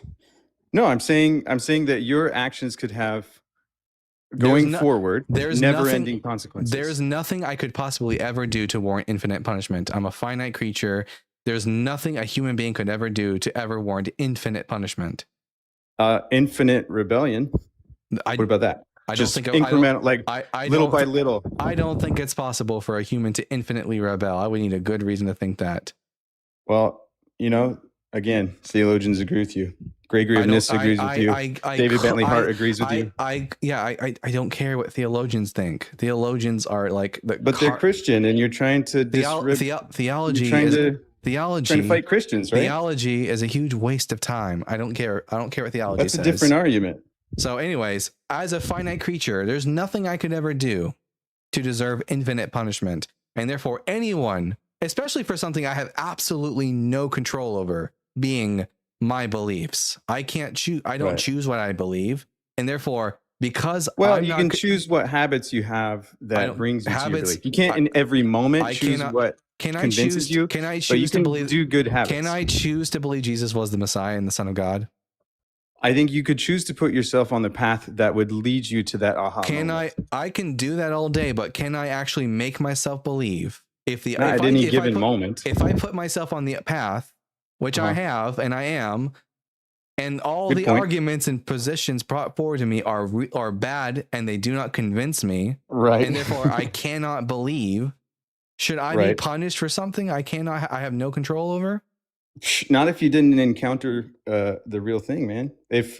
Then other people have weight to bear on that too. If you got introduced to some stupid crap and your experience was not matching up with what it should be, then there's plenty of blame to go around. I don't know who to blame. Should I be punished for not accepting Jesus? If you did everything you should and you didn't encounter what was promised, then no. Then no one should go to hell because there's no good arguments for Jesus. That doesn't follow. I get what you're saying, but I'm saying if you encounter the real thing, no one has ever. If you encounter the real thing and reject it, and not just reject it once, good thing that's never happened to anybody. I mean, yeah, I know that's your viewpoint. It's fine. Because Jesus didn't even fulfill prophecies. He can't be the Messiah. And you're forgetting about the whole mercy thing again. Like, it's not like the Bible doesn't say everyone's going to get exactly. Whenever you count up everything, you're going to get exactly what they did. I don't care about the alleged mercy of this sadistic bastard in the sky. Well, your argument kind of ignores most of what Christianity's working with. I know. So, listen, I don't know how to explain this much clearer than I've already done. I don't give a shit what Christian theology says when it contradicts what the Bible clearly says. Okay, so you're fighting the Bible, not Christianity. Yeah, because Christianity just has a bunch of philosophical innovations that a bunch of arguments in order to cope with the fact that the Bible doesn't make any sense. So the coping has been better than if they didn't cope with all this philosophy. It's been good. Very slightly better.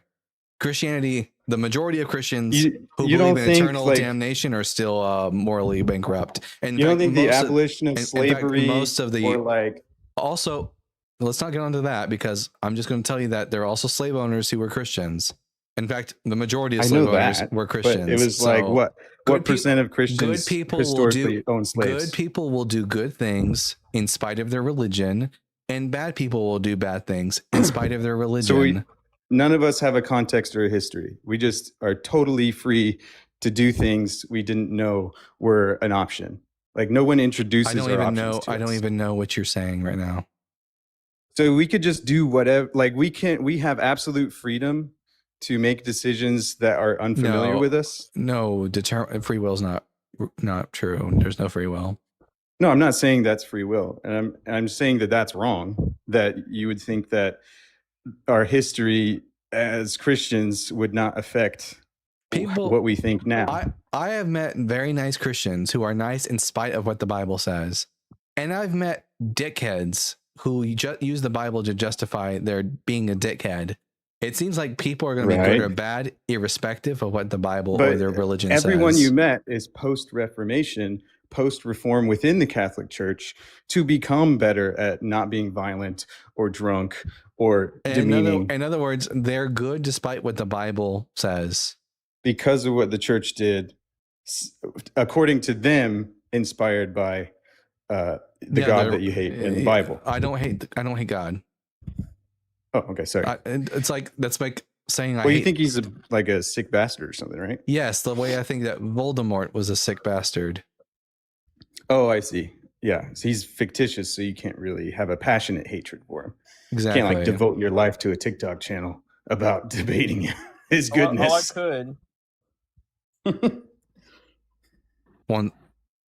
I need a second.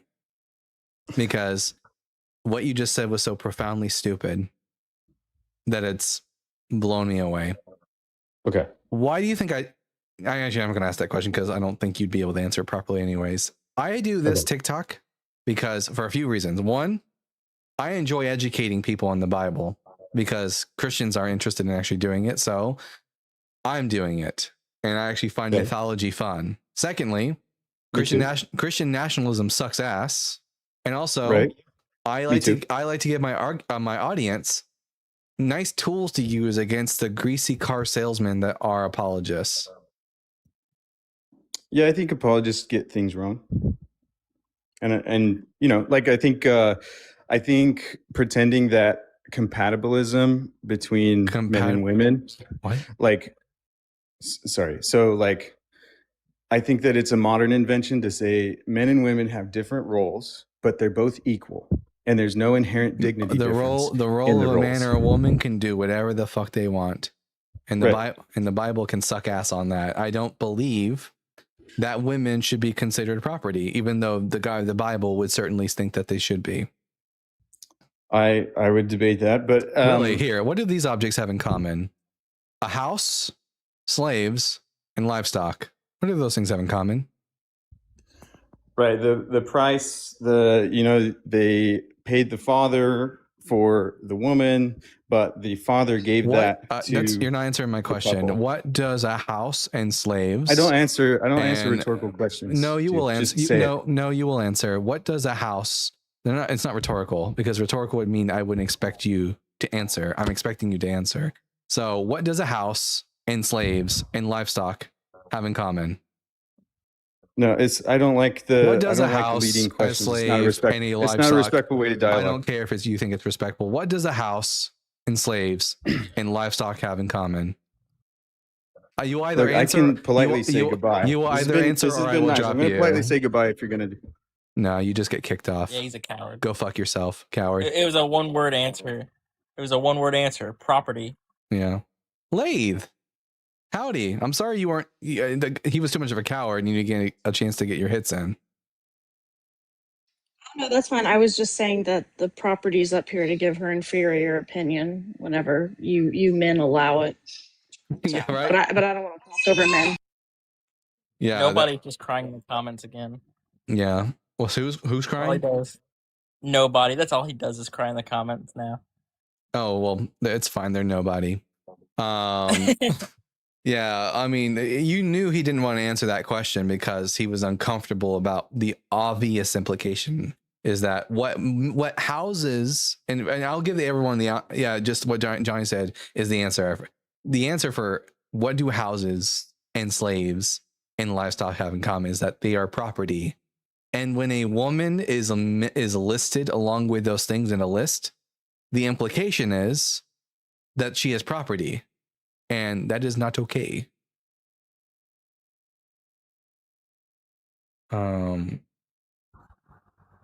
Let's see. You believe a book with talking donkeys and dragons? Yeah, they do. Yeah.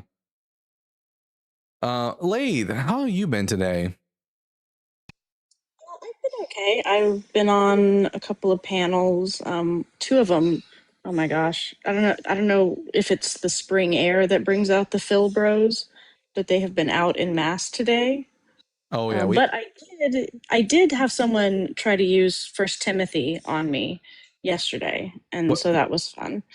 the About women being silent. Yep. Yeah. He was like, shh, think of First Timothy, and I was like, like that doesn't make. Why would you say that to an atheist who doesn't believe in the Bible? right. Phil Bros should probably think before they talk instead of just going by the script. I can't wait for Dalton's bad boy atheist phase to end. I don't think you'll live long enough, and neither will I, because this is lifelong, buddy. Pumpkin Baby literally ran away from me. He tried to pull the same crap with you where he's like, okay, a single verse in the Bible is actually truth. That means the Bible must be true. No, it doesn't. The rest of the Bible is like, just because the Bible has little kernels of truth in it does not mean that the actual overall story of it is true. It's not. The overall story of the Bible is just not true. And after I pointed that out, he ran away from me. And Johnny, I'm 30 years old. I'm Caucasian, and I'm also president of the world. Two of those things, the first two things were obviously true, so the third thing must be true, right? Right? Yeah, it's gotta be. It has to follow. Dalton. I'll hail President Dalton. What are your first orders, President? Getting rid of the orange turd in the DC. I agree. Right. We got our next guest here, Alex. Alex, what was it? Oriente. Alex Oriente. Yes. I'm going to ask you 3 preliminary questions, and then we can get into the conversation. Question number 1: Okay. Are you at least 18? I'm sorry. Yes. And I'm above it. I'm 23. Okay. Question number 2: What pronouns do you go by?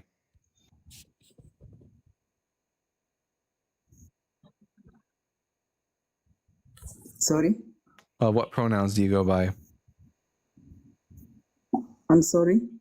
Like he, her, they. I don't understand. Please, can you? Pronouns are words that we use in. Yeah, pronouns are words that we use in sentences in order to like avoid having to use a person. Exactly. You go by he. Gender. Yes. Okay, and then question number 3: Are you a Christian? Yes. All right. I'm Dalton, the Bible guy. Which one of the 7 questions on the board do you think you have a good answer for me? It depends on who you are. Are you a Christian? No, I'm an atheist. Okay.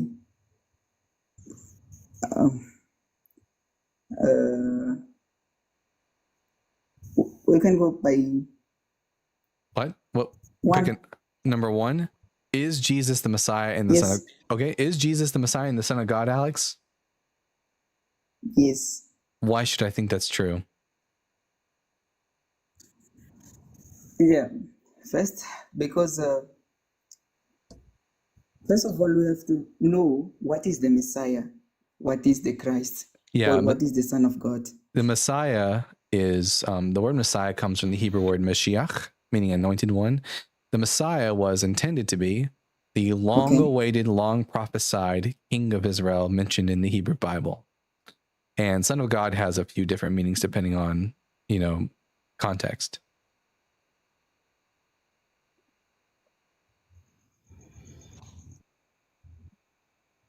Okay, I do agree with you. So why should I think that Jesus is either one of those things?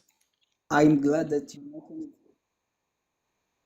No, I am glad that you brought up the Jewish Prophecies. scriptures. Yes. Yes, prophecies, that part. Yeah, So, that's the main reason why I can't believe Jesus was the Messiah, is because he didn't fulfill a single prophecy from the Old Testament. okay. Okay, for example, Mhm. one prophecy that Jesus didn't fulfill.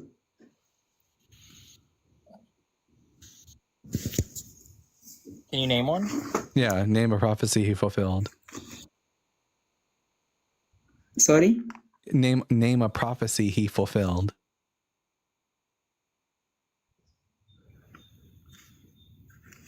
Which prophecy? I'm sorry? Yeah, I'm asking you, what prophecy from the Hebrew Bible, the Old Testament, did Jesus fulfill that was about the Messiah? Okay. First of all, we Jesus,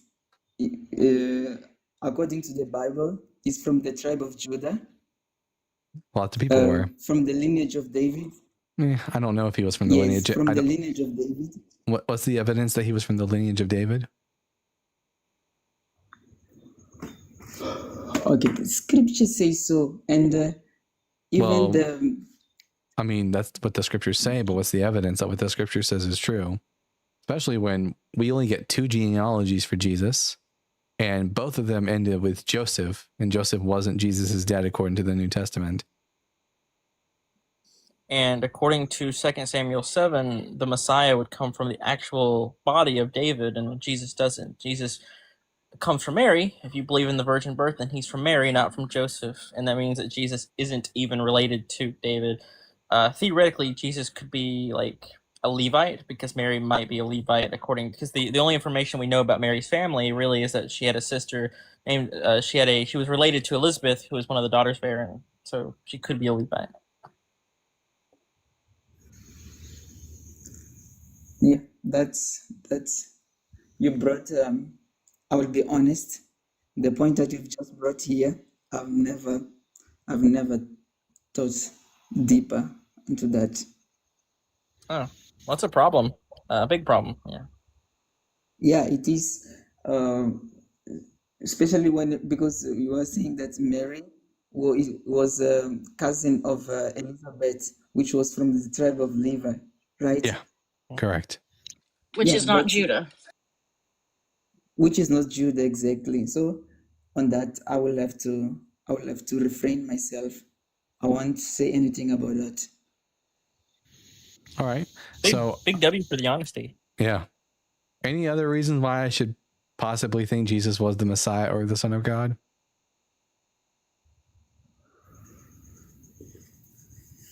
Okay, that he was born in the virgin birth. There's no virgin birth prophesied in the Old Testament. Yes, there is. No, there's not. So Isaiah chapter In the 7 book of verse Isaiah. Isaiah 7:14, which is Yes. the passage you're referring to. If you read the original Hebrew of Isaiah 7:14, it doesn't say anything about a virgin birth. So the Hebrew word for virgin is betulah. And when we go and we read Isaiah 7:14, it says Ha'al Mahoah v'yoledet ben v'karat shemo Emmanuel, which means, behold, the maiden or the young woman is pregnant and shall bear a son, and she will call his name Emmanuel. So no virgin that's given birth is just a young woman. And it's not about her getting pregnant in the future. It doesn't say she shall become pregnant. The Hebrew says that she is pregnant, as in whenever the prophet Isaiah spoke this word, he was referring to a young woman who was already pregnant in his time period. I just had to mute Pumpkin Baby in the comments because he was calling some girl his little pumpkin latte. Ew. Gross. Yeah, that's a no-no.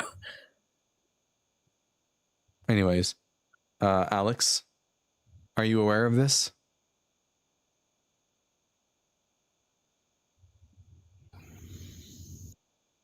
Yes. That's I never. That's new. I like. I I'm a student of Hebrew, but I never dig that until that point. Until that point. Yeah. So, you're a student of Hebrew. So here, I'll just I can speak a little bit more plainly with you then. So I'm gonna show you on the screen just so you can see it for yourself. All right. Let's see. I'll show you a part in the Hebrew Bible where the word virgin actually does occur. Where the hell? Oh, that's the Filbro Tower, not that. There we go. All right. I'm gonna show you a verse where the word virgin does occur, so you can actually see what the word virgin looks like in Hebrew. So Joel 1:8, it says, "Lament like a virgin, girded with sackcloth for the husband of her youth." And the word for virgin, it's like a virgin, so it has the preposition kaf, which means like or as. So Eli ki betula, and ki betula means like a virgin. So ki, the kaf there, means like, and then beit ta'av vav lamed he betula, that's the word for virgin. So when I go to, and also I've made this way too big and suddenly you can't see my face on YouTube, so I should fix that real quick. When we go to Isaiah chapter 7, and we look at Isaiah and verse 14, let's see if we find the word for virgin being betula in the text. And what we see instead is, it says, Hine, behold. Yeah. Ha'alma, not betula, a virgin. It says Ha'alma, the maiden, Hara, is pregnant. Ve'yoladet ben, and will give birth to a son. Ve'kirat, and she will call Shemo, his name, Emmanuel. So the word in question here is Alma. And if we look at the Brown Drivers Briggs entry on Alma, you see here it's a noun, feminine. It just means young woman, ripe sexually, maid, or newly married. So like not referring to someone. An Alma can be a virgin, but unless the text tells me so, I have no reason to think so. But we have a good reason to think that the Alma of this verse is not a virgin, because unless you want to make the claim that there are two different virgin births, because the woman in this passage is pregnant, present tense, not shall become pregnant.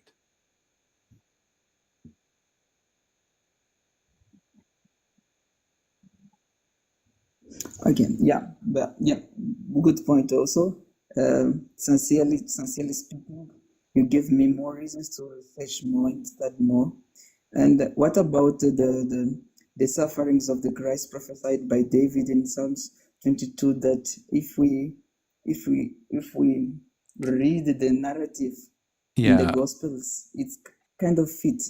It's perfectly. 3 reasons why this is not acceptable. 1, because the Psalms weren't not written by David. I know that's like the popular theological opinion, and even the way that some verses read, some translations read, it almost makes it sound as if it's a psalm of David, therefore psalm by David. But the Hebrew is actually Mizmor la David, a psalm to David, or a psalm for David, or a psalm about David.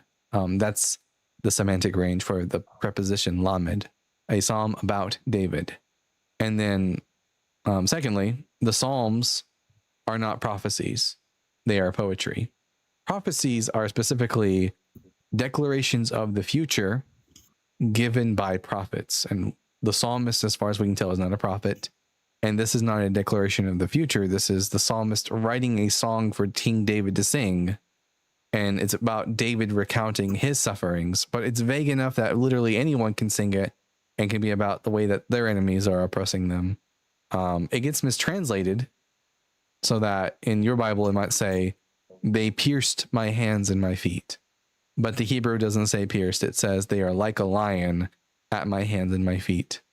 And then and then finally, when in regards to the Gospels, the Gospels do appear to mimic and mirror Psalm 22, but the reason for that is because the Gospel authors had Psalm 22 in their possession. They were aware of it, and they constructed the story of Jesus's crucifixion to mirror the language of Psalm 22. And we have good reason to believe that because, well, I actually have a video up on my YouTube channel right now. You can go watch called the Typology Debunked, that will go into demonstrating why we have good reason to think that the authors of the Gospels are more than willing and capable of changing the Gospels in order to make Jesus appear more messianic. Yeah, but I think that can be a legitimate opinion. But if we are saying that the authors of the gospel, they might be in a certain way manipulating the story, we have to have a real another story, right? The true one. Yeah, Since, the true story would be that I think that there was a man named Jesus of Nazareth who was crucified by the Romans, but we don't have any details about that crucifixion. The Christians who would come to believe that Jesus was the Messiah would retroactively see Jesus' suffering, and then they would read the Bible, the Hebrew Bible, the Old Testament, and they would retroactively read into the Bible Jesus, and they would try to find reasons to believe that Jesus's suffering wasn't just an accident, it was foreordained by God. And they would come across many passages that talk about people suffering. And then when they got around to writing Gospels, decades after Jesus was already dead, they started to construct a moral and theological narrative to teach moral and theological lessons, which would often involve just changing facts about Jesus's life in order to teach those lessons.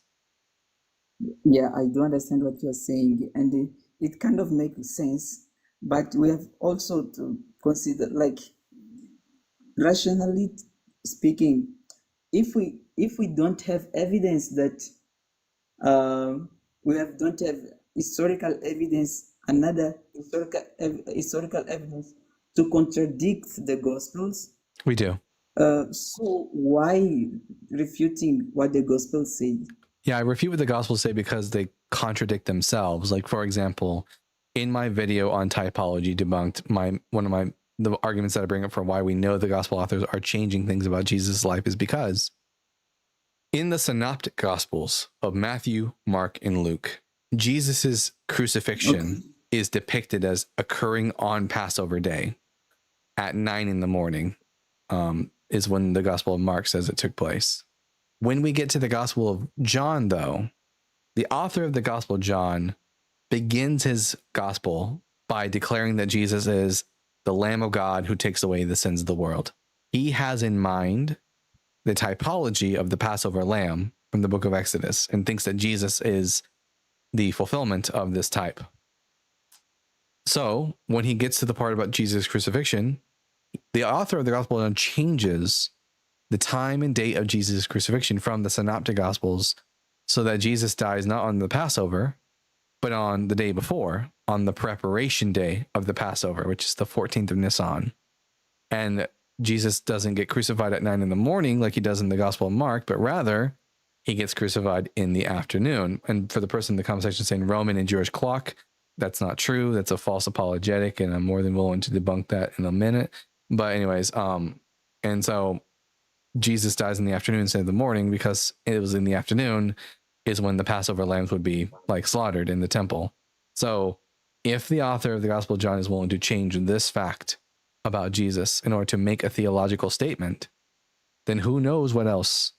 And not only him, but the rest of the Gospel authors are willing to change. We know that, for example, Mark has Jesus riding to Jerusalem on a donkey because Zechariah 9:9.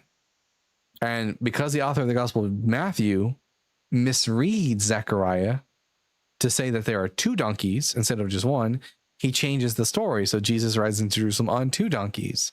So we have very good reason to think that the Gospel authors are changing facts about the life of Jesus in order to make him appear more messianic than he really and truly was. Please, I'm not refuting. Can you please clarify to me the verse or the scripture that says that Jesus, the contradiction that you have just said about the time where Jesus was crucified? Yeah. So, for example, are you familiar with the story of the Last Supper? Sorry? Are you familiar with the Last Supper narrative from the gospel? Yes. What was Yes. what was the Last Supper supposed to be according to the Gospel of Mark? It was supposed to be the Passover. Yeah, the Passover. Jesus says to the disciples, "Go and to this room and prepare the Passover for us." So the meal they're eating in the Synoptic Gospels is the Passover meal. Do you know when the Passover meal is eaten?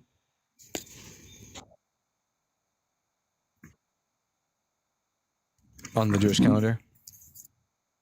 The night before. Yeah, it's so on the Jewish calendar, the first month is called the month of Nisan. On the 14th of Nisan, that's the preparation day of the Passover. When the sun sets, it is now the 15th of Nisan, and at sunset, that's when you eat the Passover meal. And then whole following day is Passover. Okay. Now, in the Gospel of John, chapter 19, verse 18, though, we learn that Jesus is actually already standing before Pontius Pilate at trial, and the author says that this happened on the preparation day for the Passover, which would be the day before, when the Gospel of Mark says he was crucified. Can you point the verse? Can you point the verse? The exact verse? Yep. Yeah. It's John 19, verse 18. I'll pull it up right now. Hey Dalton, thanks for a minute, but I gotta go. I hope you have a good rest of the stream, right? You too, bud. Sorry, not John 19:18. It's John 19:14. Let's see. Let me pull it up on the screen.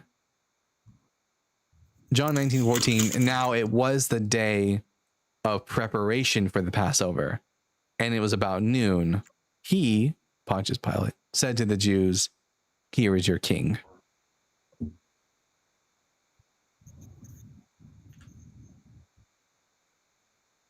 And then Jesus is crucified immediately after. So it was noon, and it was the preparation day of the Passover, and then he gets crucified. So he's crucified in the afternoon. Now the passage, I believe in Mark, where it tells us that it was let me see if it's Mark 15. It's either Mark 15 or Mark 16. Mark 15, verse, is it 34? Let me see where it says that the time. Oh yeah. At 3 o'clock. Well, that's not. Oh, that's when he carried out his voice. So not when he was crucified. Let me take a look. When does it say he was crucified? Let's take a look. The soldiers mocked Jesus. They compelled Simon Cyrene. They brought him to Jesus. They played. It was okay. Verse 25. It was 9 o'clock in the morning when they crucified him. 9 o'clock in the morning. So one gospel says it's on the 15th of Nisan at 9 o'clock in the morning. John says it's at 14th of Nisan in the afternoon.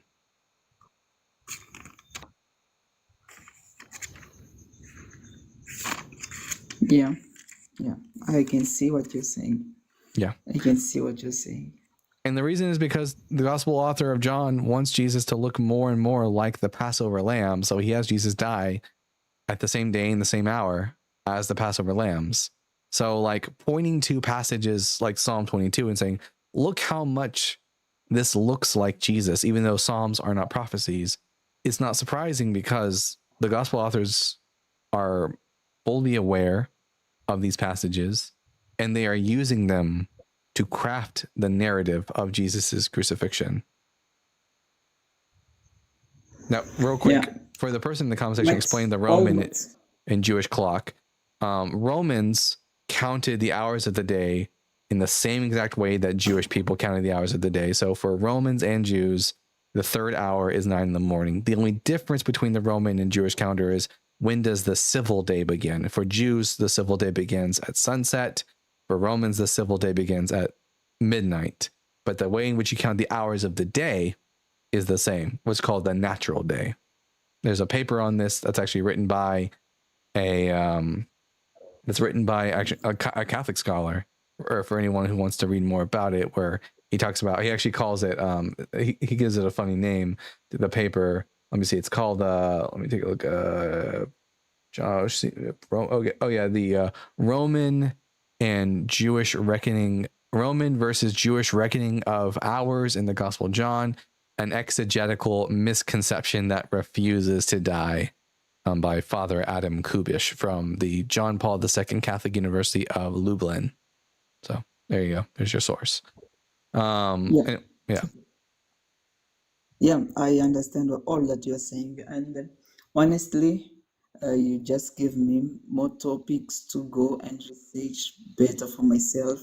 If one day I come up with another opinion, it will be wonderful to share with you. But what about the question number 6? Yeah. Is God good? Yeah. Do you think he is? Well, I would say for us to say, is God good? We as humans, we will be judging him according to our moral compass. Yeah. And That's all we, maybe that's all we, his own. that's all we have. So maybe it may not be good to us sometimes. Then he's not good. So are you saying that I can read something in the Bible that I would say is not good, but you say that maybe it is good and I just don't know it because God knows more? Is that what you're saying? Not exactly. Okay. But could you explain it again? In Christianity, we believe that God created the world, right? Mm-hmm. So, if God is good, and then if He created the world, He has His own moral compass, and He has His own purpose and plan. So He will do everything that is consistent to His purpose and plan. So He will be good. How is that any different than an evil God?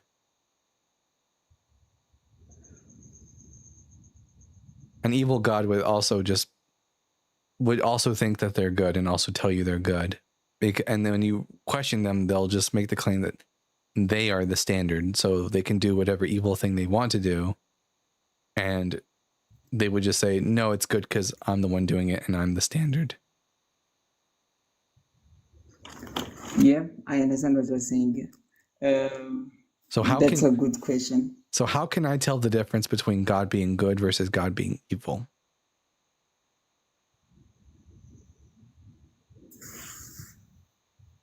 Okay. Is he good to humanity? No. According to the majority of people don't believe in Jesus. So the majority of people are going to burn in hell for all eternity. So no, not good to humanity. He also afflicted humanity with curses and sin. Like what happened in the Garden of Eden in the book of Genesis. If God is all powerful and all knowing, then it's entirely his fault for what happened to us. So he put us in this predicament. He's like, we can't really point to the crucifixion and say it's good because it's like someone who pushes you overboard and then throws you to a life raft. Like, thanks for the life raft, but you're also the one who pushed me into the water. Okay. And as a woman, it's also extra bad. Why exactly? Because women are treated as lesser, as property.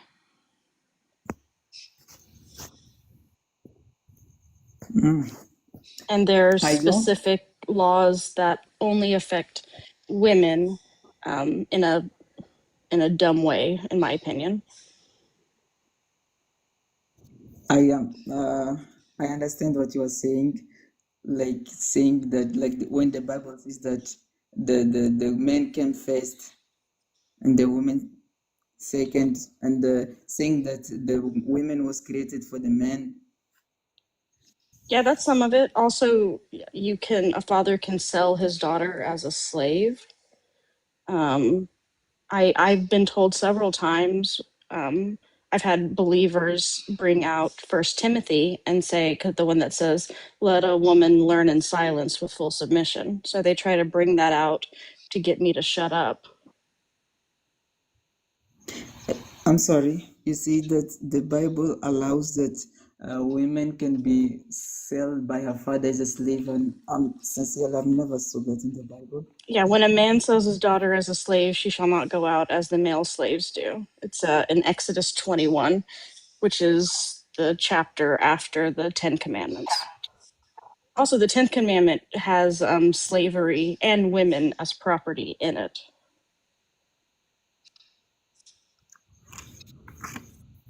Like, for example, like, You want me to read you I can read you so it's the 10th commandment. So I think it's Exodus 20:17. Yes. So what is this? I'll read it in NIV. You shall not covet your neighbor's house. You shall not covet your neighbor's wife or his male or female slave, his ox or donkey, or anything that belongs to your neighbor. So it says, you shall not covet your neighbor's wife because she belongs to your neighbor. That's property.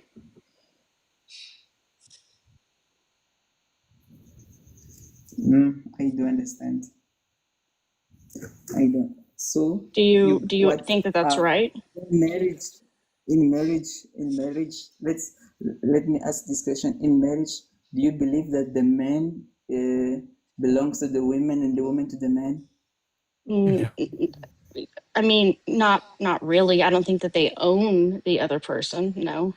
Yeah, we might sometimes in like a situation say, I'm yours and you're mine in like a very loving way, but not in the sense of if I had a wife or girlfriend, I'm not my partner's property and my partner is not my property, which is what the Hebrew Bible means when it says that the woman belongs to the man. It means that and that's why, do you know what the word for husband in Hebrew is? It's Baal, which means master. Lord. Yes. Yeah, master. Do you think it's right for a man to be the master over anyone but his wife? If God made it like this, so I agree with it. You agree with it because God said it? Yes. Okay. Question. Can you engage in a hypothetical with me? Sorry? A hypothetical. So I want to give you, like, I want to say, like, pretend, and then I'm going to tell you something, and then I want to ask you a question. Okay. Okay. So, like, pretend that Jesus came to you and you are 100% sure it's Jesus or Yahweh, whoever, if you're a Trinitarian, whoever, but you're 100% sure it's God. All right. And God tells you, listen, Lathe has done some really terrible things and she needs to be punished. And Alex, I need you to be the rod of punishment. Okay. I need you to go over there and drown her 3 children. Would it be good? And would you do it? But anyway, that doesn't sound like God. Do you remember David and Bathsheba? Okay. Okay, so because David took Bathsheba and then had her husband sent to the front lines and killed. So as punishment, God had the baby that Bathsheba was pregnant with by David, he had the baby die. That was the punishment. So it is something that God would do. So in the same way that God punished David, God comes to you and says, I'm going to punish Lathe the same way. So I need you to go drown her 3 children. Would that be a good thing for God to say? And would you do it?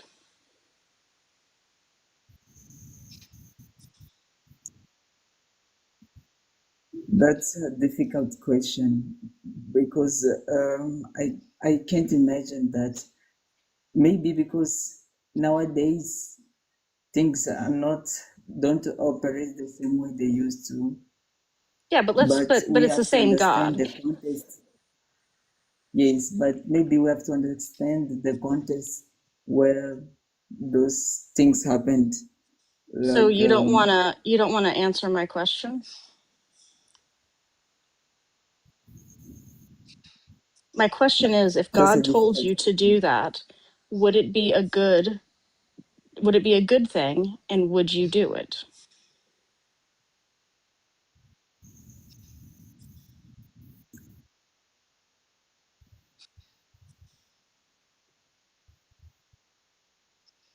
Yeah, It would be a good thing?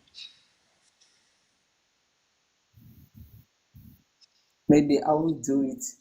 You That would do it? maybe it will pay me. It will pay me, but I will do it. That might make you a bad person, Alex. And not might, it would make you a bad person. How are you how are you any different than just someone who worships an evil god and just does whatever the evil god says and performs atrocities against people? And this is my biggest gripe against religion, is that what religion does to people is, and it's really quite sad, it takes a person and it scoops out every little bit of humanity that is in them and leaves them hollow. The fact that you said that is so concerning. And if you can say it, then anyone with belief in a deity can say that. Because there are hundreds, probably thousands, but I know hundreds of parents in the United States each year who kill their children because God told them to. Yeah. So, And they can say the exact same thing that I did in the hypothetical. They are 100% positive God told them to do it. so Alex, I think you need to do a little bit of thinking and introspection, because this is morally reprehensible. I agree. And do a little bit contemplation or soul searching, ironically enough, and think about it, and then come back to us once you've given it a bit more thought. Okay. It was a good conversation. Thank you. All right. All right. Oh boy, I'm gonna read some super chats, and then we're gonna bring up Edward's dilemma, and then we'll bring up, after Edward's dilemma, we'll bring up Victor, and then Don, Manuel, in that order. So let's see. At JamNick06 with a $1.99. You passed the test. Spinning rims are cringe. Yeah, I agree. They are. It's nice to know I passed the test. I'm like Abraham, except for not a moral monster. Yeah, because I did not accept the So Rams. nothing like Abraham. So nothing like Abraham, in other words. Fuck Abraham. Fuck that sister fucking guy. Absolutely. All right. And at Wicked 826 with the $2. New hypothesis. Joseph birthed Jesus. Hey, that's a new twist in the story. Sure, why not? Jesus popped right out of Joseph's dick. It's a miracle. It's a miracle. Jesus And came he went out. up there, Jesus came out. Jesus, it was like Honey, I Shrunk the Kids. Jesus came out like really this small and then just instantly grew to full baby size. It was I quite cannot something. explain to you how great that would be. I've given birth 3 times. If we could have Honey, I Shrunk the Kids that, I would have been very happy. For a minute, it feels like passing a kidney stone, I'm sure. Especially all the kicking and screaming. But And at Dan Bloodworth with the $4.99. Hey Dalton. Ancient Christians reading things into the Old Testament numerology might be a good modern example to show that people are still doing it. yeah, although Christians don't engage in numerology as much as like certain forms of Hasidic Judaism do. But yeah, it's still a thing. I think instead of numerology, what a lot of Christians engage with on TikTok and the internet is they have this misunderstanding on the nature of Hebrew, where they think that individual letters represent words, and then they try to like divvy out like some sort of deeper mystical meaning from a single Hebrew word. But that's just not how Hebrew has ever functioned. Not in the ancient world, not today. All right. Edward's dilemma is not there, and neither is Don Ed Manuel. So I guess we'll bring up Victor. Victor, I'm going to ask you 3 preliminary questions, and then we'll get to the conversation at hand. Question number 1, are you at least 18 years old? All right, can you hear me? Yes. Are you 18? Or at least 18? Yes. Yes, And, I'm 45 years old. all right, and what pronouns do you go by? I'm atheist. You're what? I'm atheist. I'm positive atheist. You're an atheist. An atheist. Great. Great. Yes. But what pronouns do you go by? Like, should we refer to you as a he, him, a she, her, they, them? Which one do you prefer? You mean which of all the questions are up there? No. Which pronoun? Like, if someone was to refer to you in the third person, would they say you can refer to me as he, just he, male. Okay. That's right, yes. Okay. Victor, atheist, over 18, he, him. I'm Dalton, the Bible guy. What brings you up to the show if you're an atheist, bud? Did you have a question? Well, the questions really are questions that need no answer, but nevertheless, I'm gonna say very clearly, if there's Messiah, there's no Messiah. That's a falsehood. That's just a fantasy of the Abrahamic religions. They had tried to be created this sort of magical feature. And now, is the Bible true? No, of course not. If we start looking at the contradictions it has and all Victor, the impossibility. Real quick, I am an atheist, and I would probably agree with you on all these points. So the questions are really only for the believers, and for the believers who come up who want to try to convince me of the Christianity. So do you have like a question you'd like to ask me, or something like that? All right, well, I'm going to make a question that is very simple. How can people believe that an empty tomb could be evidence of resurrection? And even if so, that proves nothing. That proves absolutely nothing. Doesn't prove he was the Son of God, he walked on water, nothing like that. That means people are believing in a fairy tale. How do so many people can be persuaded of something so nonsense? I mean, can you give me an answer to that? I would like to hear it. Mostly they just haven't really thought about it all that much. And that's just simply put. Now, if you're ever in a position where you're talking to a Christian and they use the argument from the empty tomb, my suggestion to you would be, 1, to get them to actually prove to you that there was even a tomb in the first place. Most, if not all, Roman crucifixion victims were buried in like pits, in mass graves. We don't have any direct evidence of Romans giving proper burial to Jews after crucifixion, that is. Now, the only place where we have a tomb for Jesus is in the Gospels, and the Gospels are highly suspect. So that would be the route I would suggest for you. Also, find other individuals from the ancient world that are known historical figures like Apollonius of Tyana, and demonstrate that we have resurrection stories for Apollonius of Tyana. And then when they ask you where's the Jesus body, ask them where is the body of Apollonius of Tyana. And when they don't give you an answer, just ask them, does that mean he's alive? They'll say no, and thus you can demonstrate to them the folly of their own question. And that's the method I would suggest for you. This is a final question, not to give you more time. When people say that the Bible is a book of love, and when you read, for example, the Conquest of Canon, I'm not going to mention the words because TikTok bans them, right? But it literally reads on life, women, children, we all know what, right? And those virgin girls keep them for you.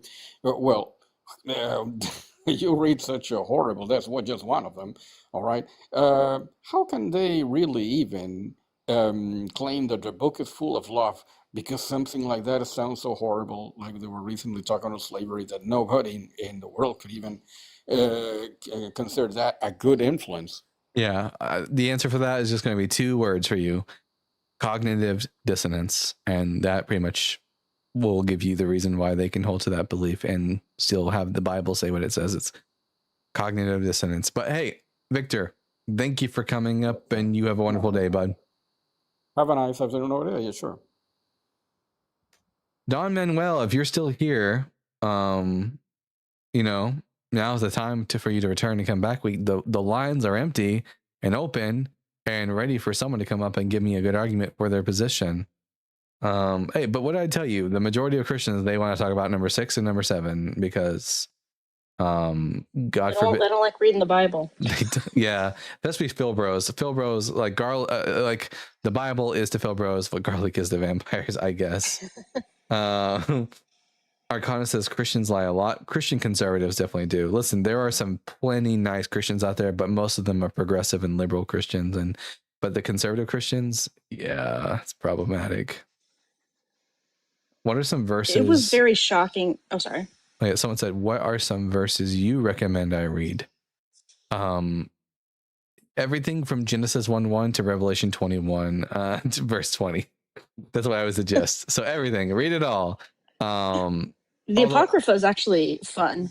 So yeah. I suggest reading that as well. Tobit. I remember the first time I ever read Tobit, it was when I was Catholic, and I was at Mass on it. I was at Mass during a weekday Mass, and I was at it was Friday Eucharistic adoration, and I decided to use my time there to read the book of Tobit.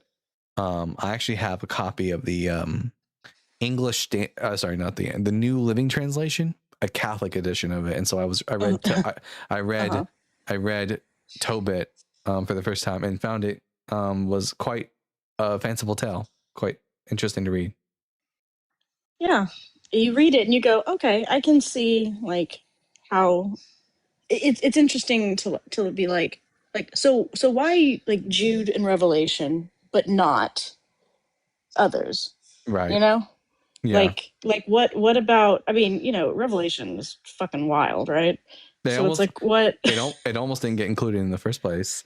I know. Truly special. I'm gonna ask you 3 preliminary questions, and then we can get to the conversation. Question number 1: are you at least 18?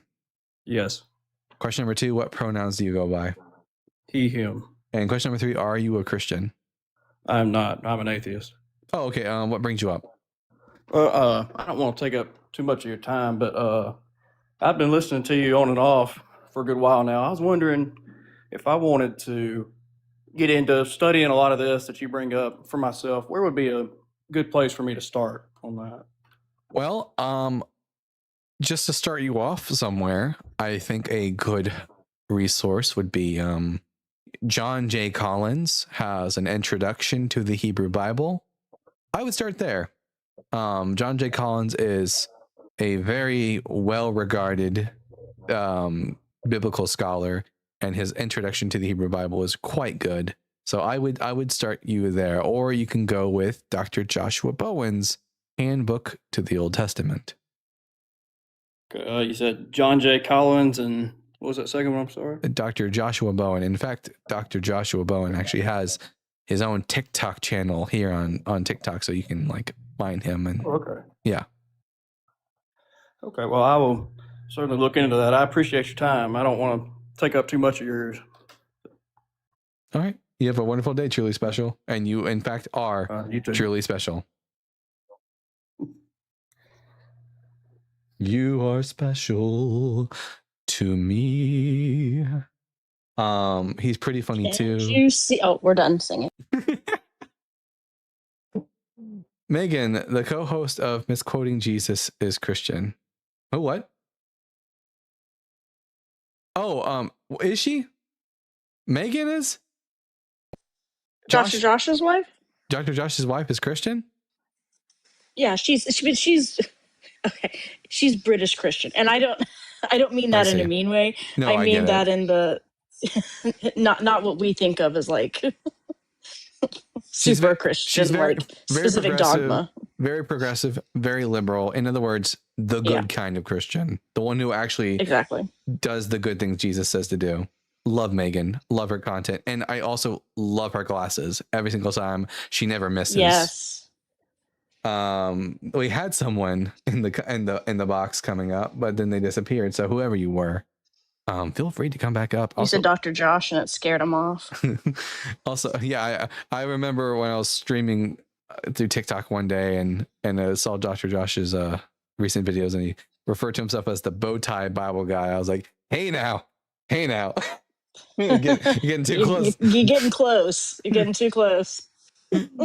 Brianna says, I'm going to start reading the NRSV Bible soon. I would suggest actually not the NRSV, but the NRSV UE. So the updated edition. That's the one to go with. If you want a really good Old Testament, just Old Testament, the revised JPS 2023 edition is pretty good. What does JPS stand for? Jewish Publication Society. So they are they sounds very fancy. Think of them as the NRSV UE of the Jewish world. Very good translation. Nice. I actually prefer their translation of, like, for example, Isaiah 9:6 over the NRSV UE's one. So they translate the titles of Isaiah 9:6 not as the wonderful counselor, mighty God, everlasting Father, Prince of Peace, but rather as the name of the child is the mighty God is planning a wonder or a grace, the eternal Father, a peaceable ruler, which is, allowed by the syntax of the Hebrew, and it makes a lot of sense, to be honest. Makes more sense. Got it. I like Spicy Dr. Josh. He gets that way a lot on Thinkers Live. The thing is, Thinkers Live so late that I never really get a chance to watch. And I used to, but I changed my sleeping schedule. I know you got sleep hygiene, or just fucked it all up. I know it's although I didn't think I'd like it, but I do like being awake during the day. I'm able to go into the kitchen. I do like being awake, Dalton 2026. Yeah, it's nice that I get to. Oh, hey, you come here. I get to go into the kitchen, and I don't have to worry about waking people up, which is really nice. Right. And then I get more sunlight. The sun's out. The sun's out. And then oh, look at the baby. And she's the reason I had to change my sleep schedule, because when my sister moved out, someone needed to walk the dogs in the morning time, and I'm the only one here during the middle of the day, so I had to change my sleep schedule. You are licking. I do love that it was the dog that caused you to change. Yeah. To get a better sleep schedule. She be licking. My sister, this is my sister's dog, and she's in Chicago right now, and but the dog will end up leaving and moving back with her sometime in the summer. But when she was a puppy, my sister would give her popsicles. So now she just licks everything. Brianna says, my cats are having zoomies right now. Send help. Oh yeah, she be getting the zoomies too. She's wild. Oh, it's my alarm. By the way, could y'all hear my alarm just now? The sound it makes? I heard it. I couldn't hear what it was. It is the sound of and this is going to be a little bit more lore, Bible guy lore for you guys, but the sound of my alarm is monastery bells ringing. And the reason for that is when I was Catholic, I considered my vocation to maybe become a monk and move to a monastery. There's a monastery in Oklahoma that I considered moving to, and a way of getting me used to the idea of waking up early to pray the office of the hours was using a monastery bell as my alarm to wake up in the morning. You do everything on hard mode, I swear. I do. I was so as a Catholic, I was so encapsulated by Saint Francis of Assisi. And for anyone who doesn't know, he was a real Christian. He gave away all of his money, all of his possessions. He voluntary poverty. I got rid of my bed and slept on the floor with just a cover and pillow. My bed. I wanted to be so much like Saint Francis of Assisi that I gave away my bed and slept on the floor with just a cover and pillow. I also really connected with the what's his face, the Luther, how he used to wear hair shirts and whip himself. Not necessarily that I want, but the idea of I'm so unworthy, and I want the more I suffer, the more Christian I am, I would like very much, for some reason, that resonated with me. But even I sleep in a bed. I just let my partners do that to me, consensually. Someone said, that they want to hear me speaking tongues. Fun fact about speaking tongues: anyone can do it because it's bullshit. But shit about a hande, bada doyara. You are quite the cunning linguist. Yeah. Nansenko yamagabaga titi baba. That's not actually tongues. Sorry, guys. That's actually Swahili. Those are the lyrics to the Lion King opening of the song. Nansenko yamagabaga titi baba. Have you ever? Oh, you must have seen the one where they translate it. Look, father, there is a lion. Yes. Oh my God, there is a lion. Okay. Look, a lion. Okay. Brett, I'm gonna ask you 3 preliminary questions, and then we'll get to the conversation. Brett, are you at least 18? Yes. And what pronouns do you go by? He, him. And are you a Christian? Yes. All right, I'm Dalton, the Bible guy. Which one of the 7 topics on the board would you like to give me an answer for? And by the way, everyone, Brett is going to be our last guest for the day. If you don't mind, is it possible that I just grant you the position God's not real? What? Can I grant you that you're right and that God's not real? I mean, and then work from that. If you want. Okay. Sure, good talk. It'll be interesting to argue for one of these 7 questions under that starting point. Well, so what I want to, so essentially, you're saying you want convinced, right? Yeah, I want to be convinced that one of these 7 questions are, like, the positive for them is true. Okay, so essentially, you're a buyer and I'm the seller, right? Like, yeah. I mean, simple, Yeah. And so what if I was, as a salesman, what if I'm convinced you're not in the market to buy? Would I still try to sell you that? Why would I not be in the market? Well, let's do this then. What do you think of God of the Bible? As far as I'm just going to find out if you are willing to buy. I'm sorry. As far as I can tell, he's a prick. So you wouldn't follow him even if you were real, right? I would kind of have to, because it's either that or burn forever. But that would mean your heart's not actually in it, right? Yeah, I mean, it's like I'm in a lose-lose situation. Like I can like it depends. Like if Christianity's true, is it just that God exists or Christianity's true?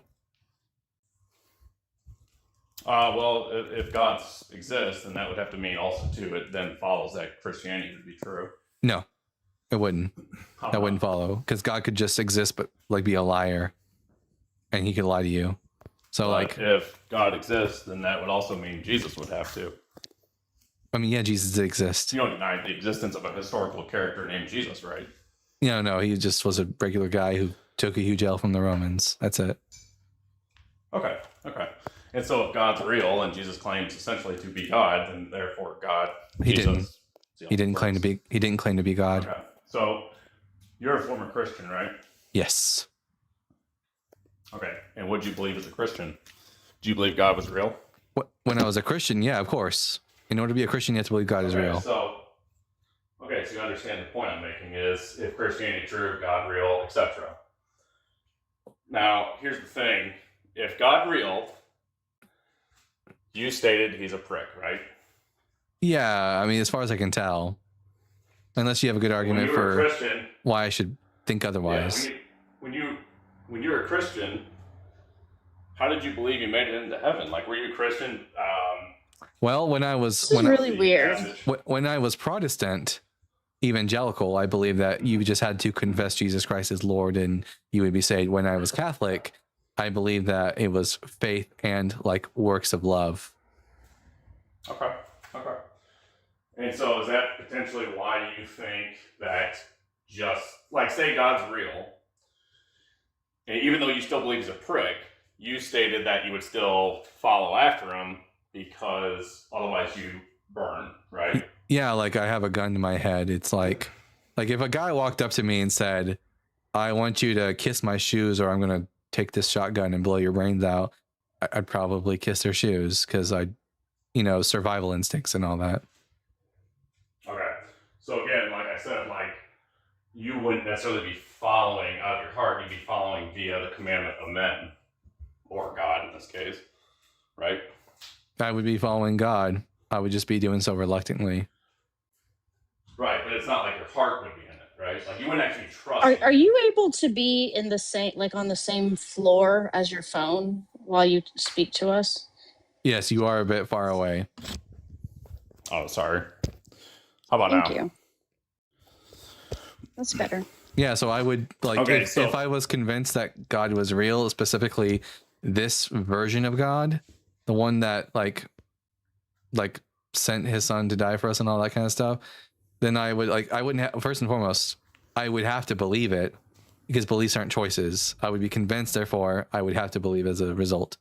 And then as far as worship is concerned, I mean, I might be a bit spineless for saying this, but like it's either worship him or you get like absolutely roasted for all eternity. So I'd have to worship him. Now, whether or not that's acceptable enough for him or not, that's up to him. But I can only do the best I can with what I got.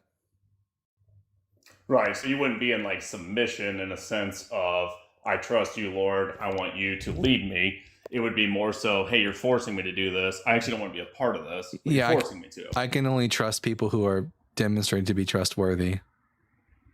Okay, so then I guess with that is, if you weren't trusting, right, what makes you think you would like not still end up That's what I'm saying. condemnation? That's what I'm saying. It's like no matter what I do, it's like I'm fucked. Yeah, so what I'm saying is, even if he's real, you're saying you would follow out of coercion. And what I'm telling you is like, yeah, because I need to be equal salvation. Yeah, I know. It's because I got to be convinced that he's actually good. Otherwise, right. So the point would, but so like the point would be is, why even follow him, even if you knew he, or even like worship to be because saved that's just what humans. Because there's like maybe there's the smallest chance I might somehow get into it. I don't know. Like it's either like it's just survival instinct, dude. Okay. Like the guy who's the guy whose Buddha I kiss, he might still blow my brains out, but at least if I do this, I have a chance of survival. Well, I would argue that it's still the same effect. From what I've understood it as, salvation is not just based on your works, right? Mm-hmm. So just following out of coercion isn't necessarily, it doesn't mean your heart's in it. Your mind intellectually, you can say, okay, God real, but your heart doesn't necessarily be it. So I have to actively love God. I can't just believe Jesus is the Messiah and also like give him like worship or whatever and do all the commandments. I can't, because Paul just says if you confess with your mouth Jesus Christ is Lord and believe in your heart that God has sent him, then you will be saved. And if I was convinced that God sent Jesus and I believe that he was the Lord, I would still be afraid, but I would meet Paul's criteria. Okay. And you stated too that you have to be convinced that God is good, but certainly you have the same text right in front of you that I could be reading too, but yeah, and the Bible is inconsistent. You probably read it more than I do, and you probably know more about it than I do. Which is why I'm not convinced that God is good. How would I be able to sell someone that's already bought it? I don't know. That's for you to figure out, bud. Right. So also, you've wandered away from your phone again. Yeah. Oh, sorry. So essentially, what I'm trying to understand is, I don't think you can be convinced. You're wrong. If you got good arguments, I can be convinced.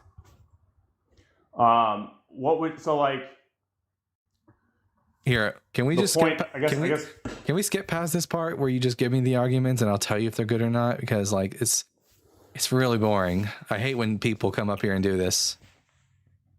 Well, I'm just trying to understand, like, this is my position. This is my position. Change your life. If your arguments are good, then I will be convinced, and if I'm convinced, I will believe as a result. It's just as simple as that. Either you have good arguments or you don't. All right, let me ask you this. Are you wanting to be convinced? Yes, I want to believe as many true things as possible. And if it turns out Christianity is true, then I want to believe it. And you've yet to have any argument that would change your mind on that? Correct.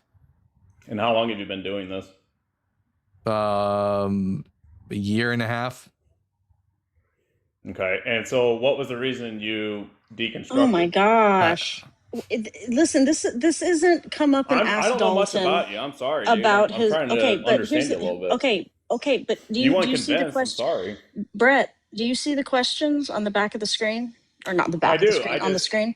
Okay, so hold on, Yeah. Brett. So one of the questions, presuppose anything. Brett. So one of the questions isn't ask Dalton about his life and his belief system. Mm-hmm. The questions are those on the back. So it doesn't. He believes or what I believe. Yeah. If there's evidence and if it's convincing, then we will be convinced. We can't help that. Well, I don't know. I was going to say, like, you know that the Earth is a sphere, but I can't assume that.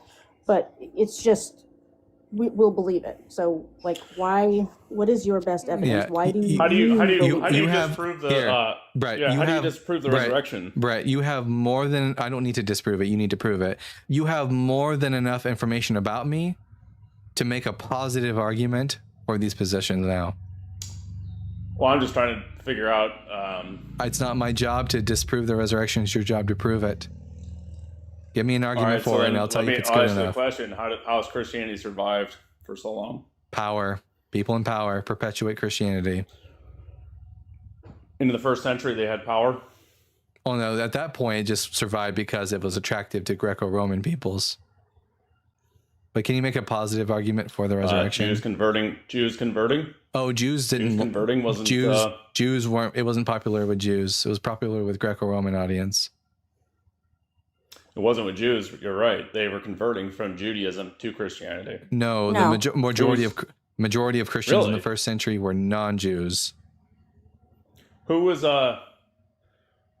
So wait a minute. Wait. No, the apostles weren't Jewish? No, you weren't listening. Note I said the majority of Christians in the first century were non-Jews. I never made the claim that all Christians in the first century were non-Jews, nor did I ever make the claim. And how did Christianity start? A small Jewish sect that didn't really catch on with many Jews, but it did catch on with Greeks. The beginning was Jewish, wasn't it? Sure. That's not what you said, though. Of you course. said majority. Hold on, Brett. Hold on. No, Brett. I'm trying to hold on. I'm trying to Brett. I'm trying to tell you what I heard, and if what I heard you misspoke or I misheard, I want to know. What I heard you say was that it came out of, I was going to say Jewish tradition, that a majority of Jews converted to this, and what we're saying is no, that's not correct. Were you trying to say something else, and I misheard you? The 12 apostles, or 11 apostles technically, but they're all Jews, right? And they convert. Who's the first people to convert? Convert? Not really. They didn't convert because there wasn't a new religion. It was just like they stayed Jews. It was just a new sect. It was just a new sect. But who is persecuting them? For instance, someone like Stephen, who persecuted him? Oh, Steve, that didn't happen. I don't believe that happened. That's an assertion. No, you'd have to demonstrate that. Got any evidence for it? No, can you prove that the Book of Acts is historical? You made the claim. I didn't make the claim. My claim is that I don't believe the book. My claim is that I'm not convinced that the Book of Acts is historical. The evidence of that is that my own brain says I'm not convinced. So now, hang on a second. You just cut me from under the knees by saying that's not even a historical document. I'm not convinced it is. Can you give me a good reason to think it is? So now see, this is what I'm doing. This is funny. It's hilarious. So this is why I grant you the position that God not real, though, because I'm not certain I'm sold that you weren't convinced. Okay, do you? It feels like you have a real problem whenever I start speaking. You start speaking. So it sounds like to me like you wanted to just complain at us that we're not actually looking. And if that's the case, if you feel like you're wasting your time, I totally understand. You can, leave us to burn in hell if you want to. That's totally your prerogative. Yeah. So, ultimately, it seems like Brett's ultimately is just upset that we're not as gullible as he is. I'm sorry, I hold a very high standard for really incredible, exceptional Can I claims. ask you, do you believe any of the Bible's true? There's a few nuggets of historical fact in there. So you understand now why I granted the position God not real, though. No, I Right? don't actually understand why you granted that position. It's a weird position to grant. Hold on. That's why I started out with it, because you just revealed that you don't believe the whole Bible to be true. Yeah, of course I If that's don't. the case, The Bible if that's the case, first we have to demonstrate. The Bible is historically, it contradicts itself first and foremost, and it also contradicts known historical records and archaeology. So yeah, I'm not convinced that's true. That's great. That's great. I've granted you that position. That's why I started out with it. So now what I want to know is it's weird. So check this out. Watch this. This is what I'm going to do. Watch this. Jesus Christ. We're watching. Okay, you use reason and logic to argue against the Bible. Okay, these are things that we would understand to be tools, correct? You can look at tools, logic and reason as tools, right? They're descriptions of the universe. But they're like kind of tools, and what we can use them, right? Yeah, we can test and see if we can like observe, we can check a statement to see whether or not it conforms with reality, which is what using logic means. Using reason? Yeah. Okay. Can you give an account for those things? An account for... What does that mean? Account for logic? Yeah, and reason. And reason? You can use them. Yeah, I can use them. How is it that we can use these things? Because I have a brain. Are you really about to run? Are you really about to run? Hold on. Are you really about to run Do you think tag? reason and logic are universally true?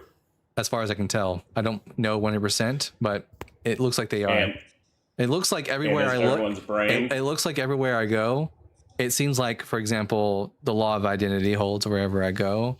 The law of like non-contradiction and the law of fluid middle, they seem to hold wherever I go, and I've been given no reason to think that they don't. So until someone can show me an example where they no longer hold, then I'm just going to like, they seem to, be demonstrable, and they seem to be useful for getting to the truth. So now using the thing doesn't necessarily give an account for the thing. Someone said I should start. If I had start a wrench in my hand, it doesn't give an account for the wrench. Here, it seems you're getting into Philbro territory. So just so you know, I do have what's called the Philbro timer. The Philbro timer is the law of the land right now, and the Philbro timer are these 5 rules that you must follow by. Rule number 1: you must talk at a measured pace. So far, that hasn't been your problem. 2, if you use technical jargon, that jargon must be explained, because if I don't, I might not know what something means, neither will my audience. Number 3, you have to explain to me like I'm your grandmother, because I'm not the philosophy guy. Number 4, your goal in this debate must be to persuade me. It's not about just winning a debate. And then number 5, you have 5 minutes. So go ahead and give us your argument. I just want to know, can you give an account for it? Yeah, I use it all the time. I have a brain. But using the thing doesn't mean the thing's real. No, the universe exists, and it exists in patterns. Human beings came along with brains. We're able to use our sense organs to take in information. Where do these patterns come from? They just exist in nature. Recognize them. Well, because of brains. Well, it's easy because we have eyes. Hold on. And those eyes are able to, like, light bounces off of objects. They just and then is that what you said? Well, I'm not done talking. Light bounces off of objects and then it hits our eye. So we're able to see things. And when we see these patterns over and over again, and they prove to be consistent, at least as far as we can tell, they become useful for like understanding the world around us. So we systematized these observations about the world. In other words, we created a map for the terrain, and because they've been consistent and they've been useful for like figuring things out, we use them. That's it. And you gave me a whole use case. Yeah, that's what logic is. Does not make thing real. Yeah, it is. Right. So what do you think? What do you think logic is? Does not make thing real. What do you think logic is? How do you? The law of identity. You're identifying logic, correct? Well, yeah. What do you think logic is? So in order to identify logic, what do you think logic is? It has to exist without your mind. What do you think and logic is? You said your brain. What do you think logic is? It, right? What do you think logic is? I'll keep asking until you answer. I believe it to be a transcendental, an immaterial thing that we use. Why? It seems to me like it's And just it exists. It exists. It's a step higher than our minds. It's a tool our minds use. No, it looks like, to me, it looks like logic is just like a way that we just, it's just a description. It's not prescription. It's not prescribing anything. It's just describing how things function. Why should I think it's prescriptive? Yeah, why should I think it's prescriptive? You use it, right? Yeah, do I use a description? Yes, I use words to describe how things If you're unable to give an work. account for it, you can just say it. It's not that big a deal, man. No, What is happening? What is it? I don't even know what that means. Doesn't even make sense. I can't give an account for descriptions of the universe. You're using the thing to describe the thing. No, the thing is the description itself. Logic I want is to the know, how does the thing there? No, Brett, you're mistaken. Logic is the description. No, you know, logic is if you can't give it a account. Logic is the description. It's not something it's not separate from the logic is itself the description. Right, you're using your reason and logic to tell me about logic. No, I'm using my brain. Yes, that's what you're doing. Thank you. You're using your brain. I'll just mute you if you don't let me talk on my own show. So the universe functions in a certain way. Human beings came around with brains. We started noticing that the universe worked in a certain way, that there were certain patterns. We noticed that, for example, that object 1 and object 2 were two different objects, and that object 2 wasn't object 1 and object 1 wasn't object 2. So we created what's called we create a law to describe the physical universe. The physical universe is objective. It exists out there. Our brains are doing the best they can to describe the physical world. And that's what we call the laws of logic. The laws of logic are just descriptions of the universe and nothing more. 59 seconds, by the way. Again, if you can't give an account for it, it's cool. Why do I need to give why do I need, what does that even mean? Can you explain what that means? Can you even explain what that means, give an account for them? Can I give this? Can I do this? No, can you explain? No, can you explain what it means to give an account for logic? 35 seconds. I always talk to atheists, and they never give me like an account. We don't know what that means. Yeah, you need to be better communicator if you want us to be able to like answer you properly. I look. I'm just gonna recommend you really 20 look seconds. into this. Just Can you give me an example of what an account would be? Do I got my time or no? You got 13 seconds left. You guys get me whatever. All I'm saying is you apparently do not want to answer any questions I have. Okay. Yeah, Brett. What she said. Can you explain what you mean by? Oops, sorry, Brett. Time's out. Sorry for that. You wasted your time not giving us answers for the questions that we asked you. As far as I can tell, logic is just a description of the universe, and all you did was ask me questions about, because you know that I have a higher standard of evidence than you do, and I'm not as gullible as you are. And I guess we can just sum up that whole conversation with, I don't like that you're not as gullible as me.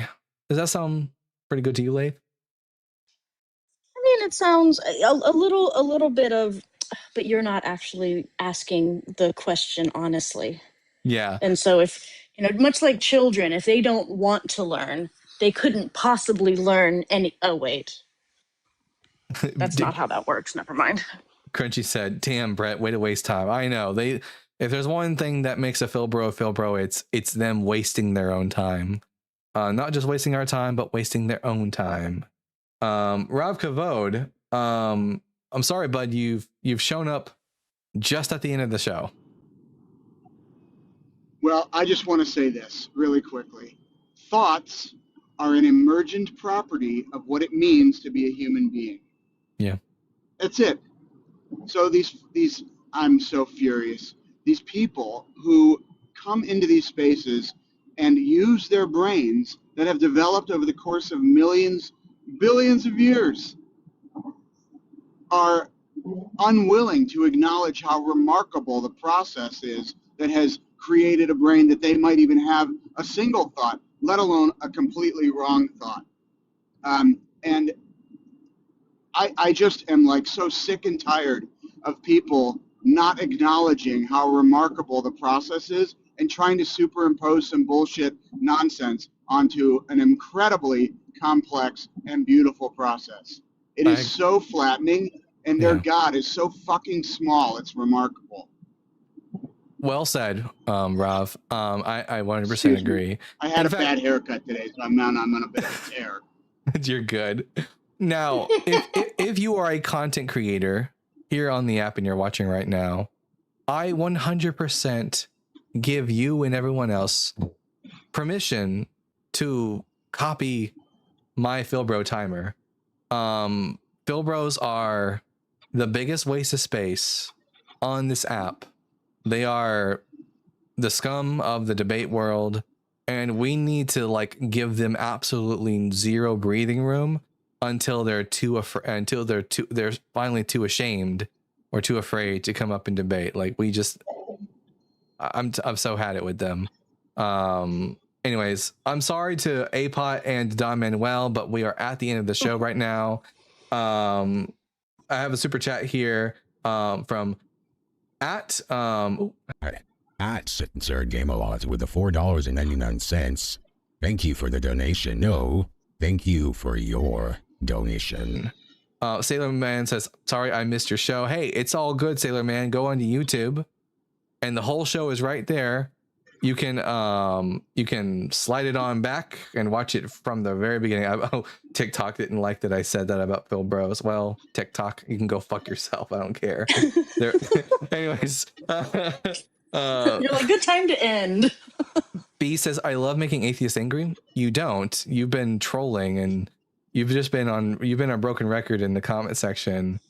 Also, there's a very big difference that for some reason theists don't understand. I'm not angry. I'm not mad. I'm annoyed. Yeah. Or I'm angry. Okay, I'm angry. You're fully justified in I'm that. angry. Just because these people are their nonsense is what is driving laws. Their nonsense is what is driving an inability to think critically about important issues.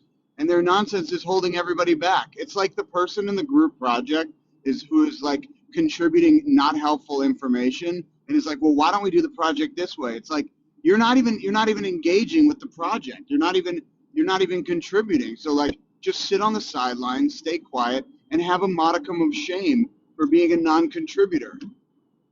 Please and don't touch anything. There's no crying in don't baseball. touch anything. There's no crying in baseball. There's no crying in baseball. It's so good. I love it every time. Buzz. Come on, Buzz. Oh my God! Wait a minute. Did you just hear it? Wait a minute. I don't know where the quote. There's no crying in baseball, but that. It's from a league of their own. Why do you sound like Tom Hanks suddenly out of nowhere? Why am I just now hearing it? We always tell him that. We go get Tom in here. That's so Somebody funny. says Tim Honks also. Somebody calls me Tim Honks. The team of Tom Hanks. Oh no, the team of Tom Hanks is Jim Hanks. Literally. For anyone who doesn't know, I think that's his name, right? His brother, isn't he the one that does the voices for all the video games? For all the dolls and video games, yeah. And at Disney World. Oh, I'm sorry, action figures. I apologize. So Jim, you're a child's plaything. God, that's crazy. Yeah. So Jim is Tom's brother, and he does the voices for the Woody action figure dolls and action figures. He does the voices for Woody on like video games, at Disney World and Disneyland for the rides and attractions. Like, he got really lucky that he sounds so much like his brother, and his brother got a really big gig because it meant that he got a big gig. So good for Jim Hanks. Yeah. So you can be Tim Hanks then. I was very happy that Tom, when the e-files came out, a lot of our hearts were broken. I was very concerned, but Tom is still a beautiful, beautiful, wonderful man who should be preserved in bubble wrap. Yeah, love that man. Nobody tell me any differently unless it's true. Yeah, my boss, when I worked at the restaurant I used to work at, I was supposed to say the name, but can't do that here. when I worked at the pizza restaurant that I used to work at, it was like a wood-fired pizza place, like a little small restaurant, not a chain. My boss got involved in QAnon conspiracy theories, which is why, you know, one of the reasons why I hate them with a passion. Like, I've always hated conspiracy theories, but especially when my boss started like pushing it on us at work, it was really annoying. But he had all kinds of crazy conspiracy theories about Tom Hanks. And Tom Hanks is just a lovely human being. And of course, anyone who's a lovely human being, if you're a conservative MAGA or QAnon person, that makes you a you know, target for blood libel, I suppose. Yeah. You know what? Well, we know all about that, so you know. Yeah, that's kind of my wheelhouse. That's true. If there's Fair, it's been a couple of millennia. Everything's in your wheelhouse, depending on what horrible thing they're saying about your people. For anyone We're like the Simpsons of hate. I'm so glad Dalton is not the final authority on what goodness is. Actually, B, you're wrong. I am the final authority. I'm the ultimate judge. I'm the final authority, and your God is going to burn in hell because I'm the prophet of Peggy. And Peggy thinks Doug is not Doug. Peggy thinks God is a piece of shit. So, Peggy and Doug both think Yahweh's a piece of shit. They're besties, though. Yeah, they're besties. And B, you're gonna go to hell for believing in Yahweh. So have fun with that. Anyways, so what was gonna say? Oh yeah, let's see who I should send you guys. I'm not a random TikToker. I'm the prophet of Peggy. B, you're sorely mistaken. Let's see. That's not how that works. It is how it works. You didn't hear the good word? Well, ignorance is well, actually, I wrote it down. B. I wrote down the good news of Dalton, and that he's the prophet, and Rav is an eyewitness. So can't argue with that. And ignorance. Ko Amar Peggy. And Ko Amar Peggy. Peggy. Yeah, and ignorance B is not an excuse. You will be dealt with. Peggy was going to peg you so hard for not but maybe, you know, you'll loosen up a little bit and you'll be happier off. Actually, there's amazing. Someone incredible. Someone's actually live right now that I don't see very live when I'm live. So everyone, my friend Cam, you can see Cam's Cam. CAM with a little Saturn as her symbol. Cam is live on TikTok and she's a small creator. So guys, go send Cam some love and tell them that the Bible guy sent you, and I'll go over there for a second to say hi too. And not the bow tie Bible guy, just the Bible guy. Just the Bible guy. All right. And with that, I've been the Bible guy. Remember to keep reading, keep learning, and we'll see you all again on tomorrow, 3 p.m. Central Standard Time. Bye. Bye. Bye.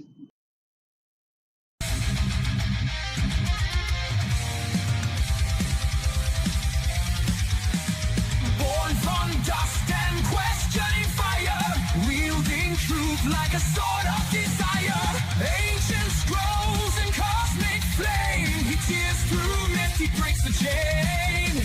Echoes of prophets, the scars align, knowledge and thunder intertwine. Reason ascends where blind faith fell. He reads the word and he reads it well. The Bible guy, seeker of the light. Through time and fire he rides the night, with reason's blade and wisdom's cry. The world shall hear the Bible guy. Scrolls of ages, words aflame. He dares to question every name. From Eden's dawn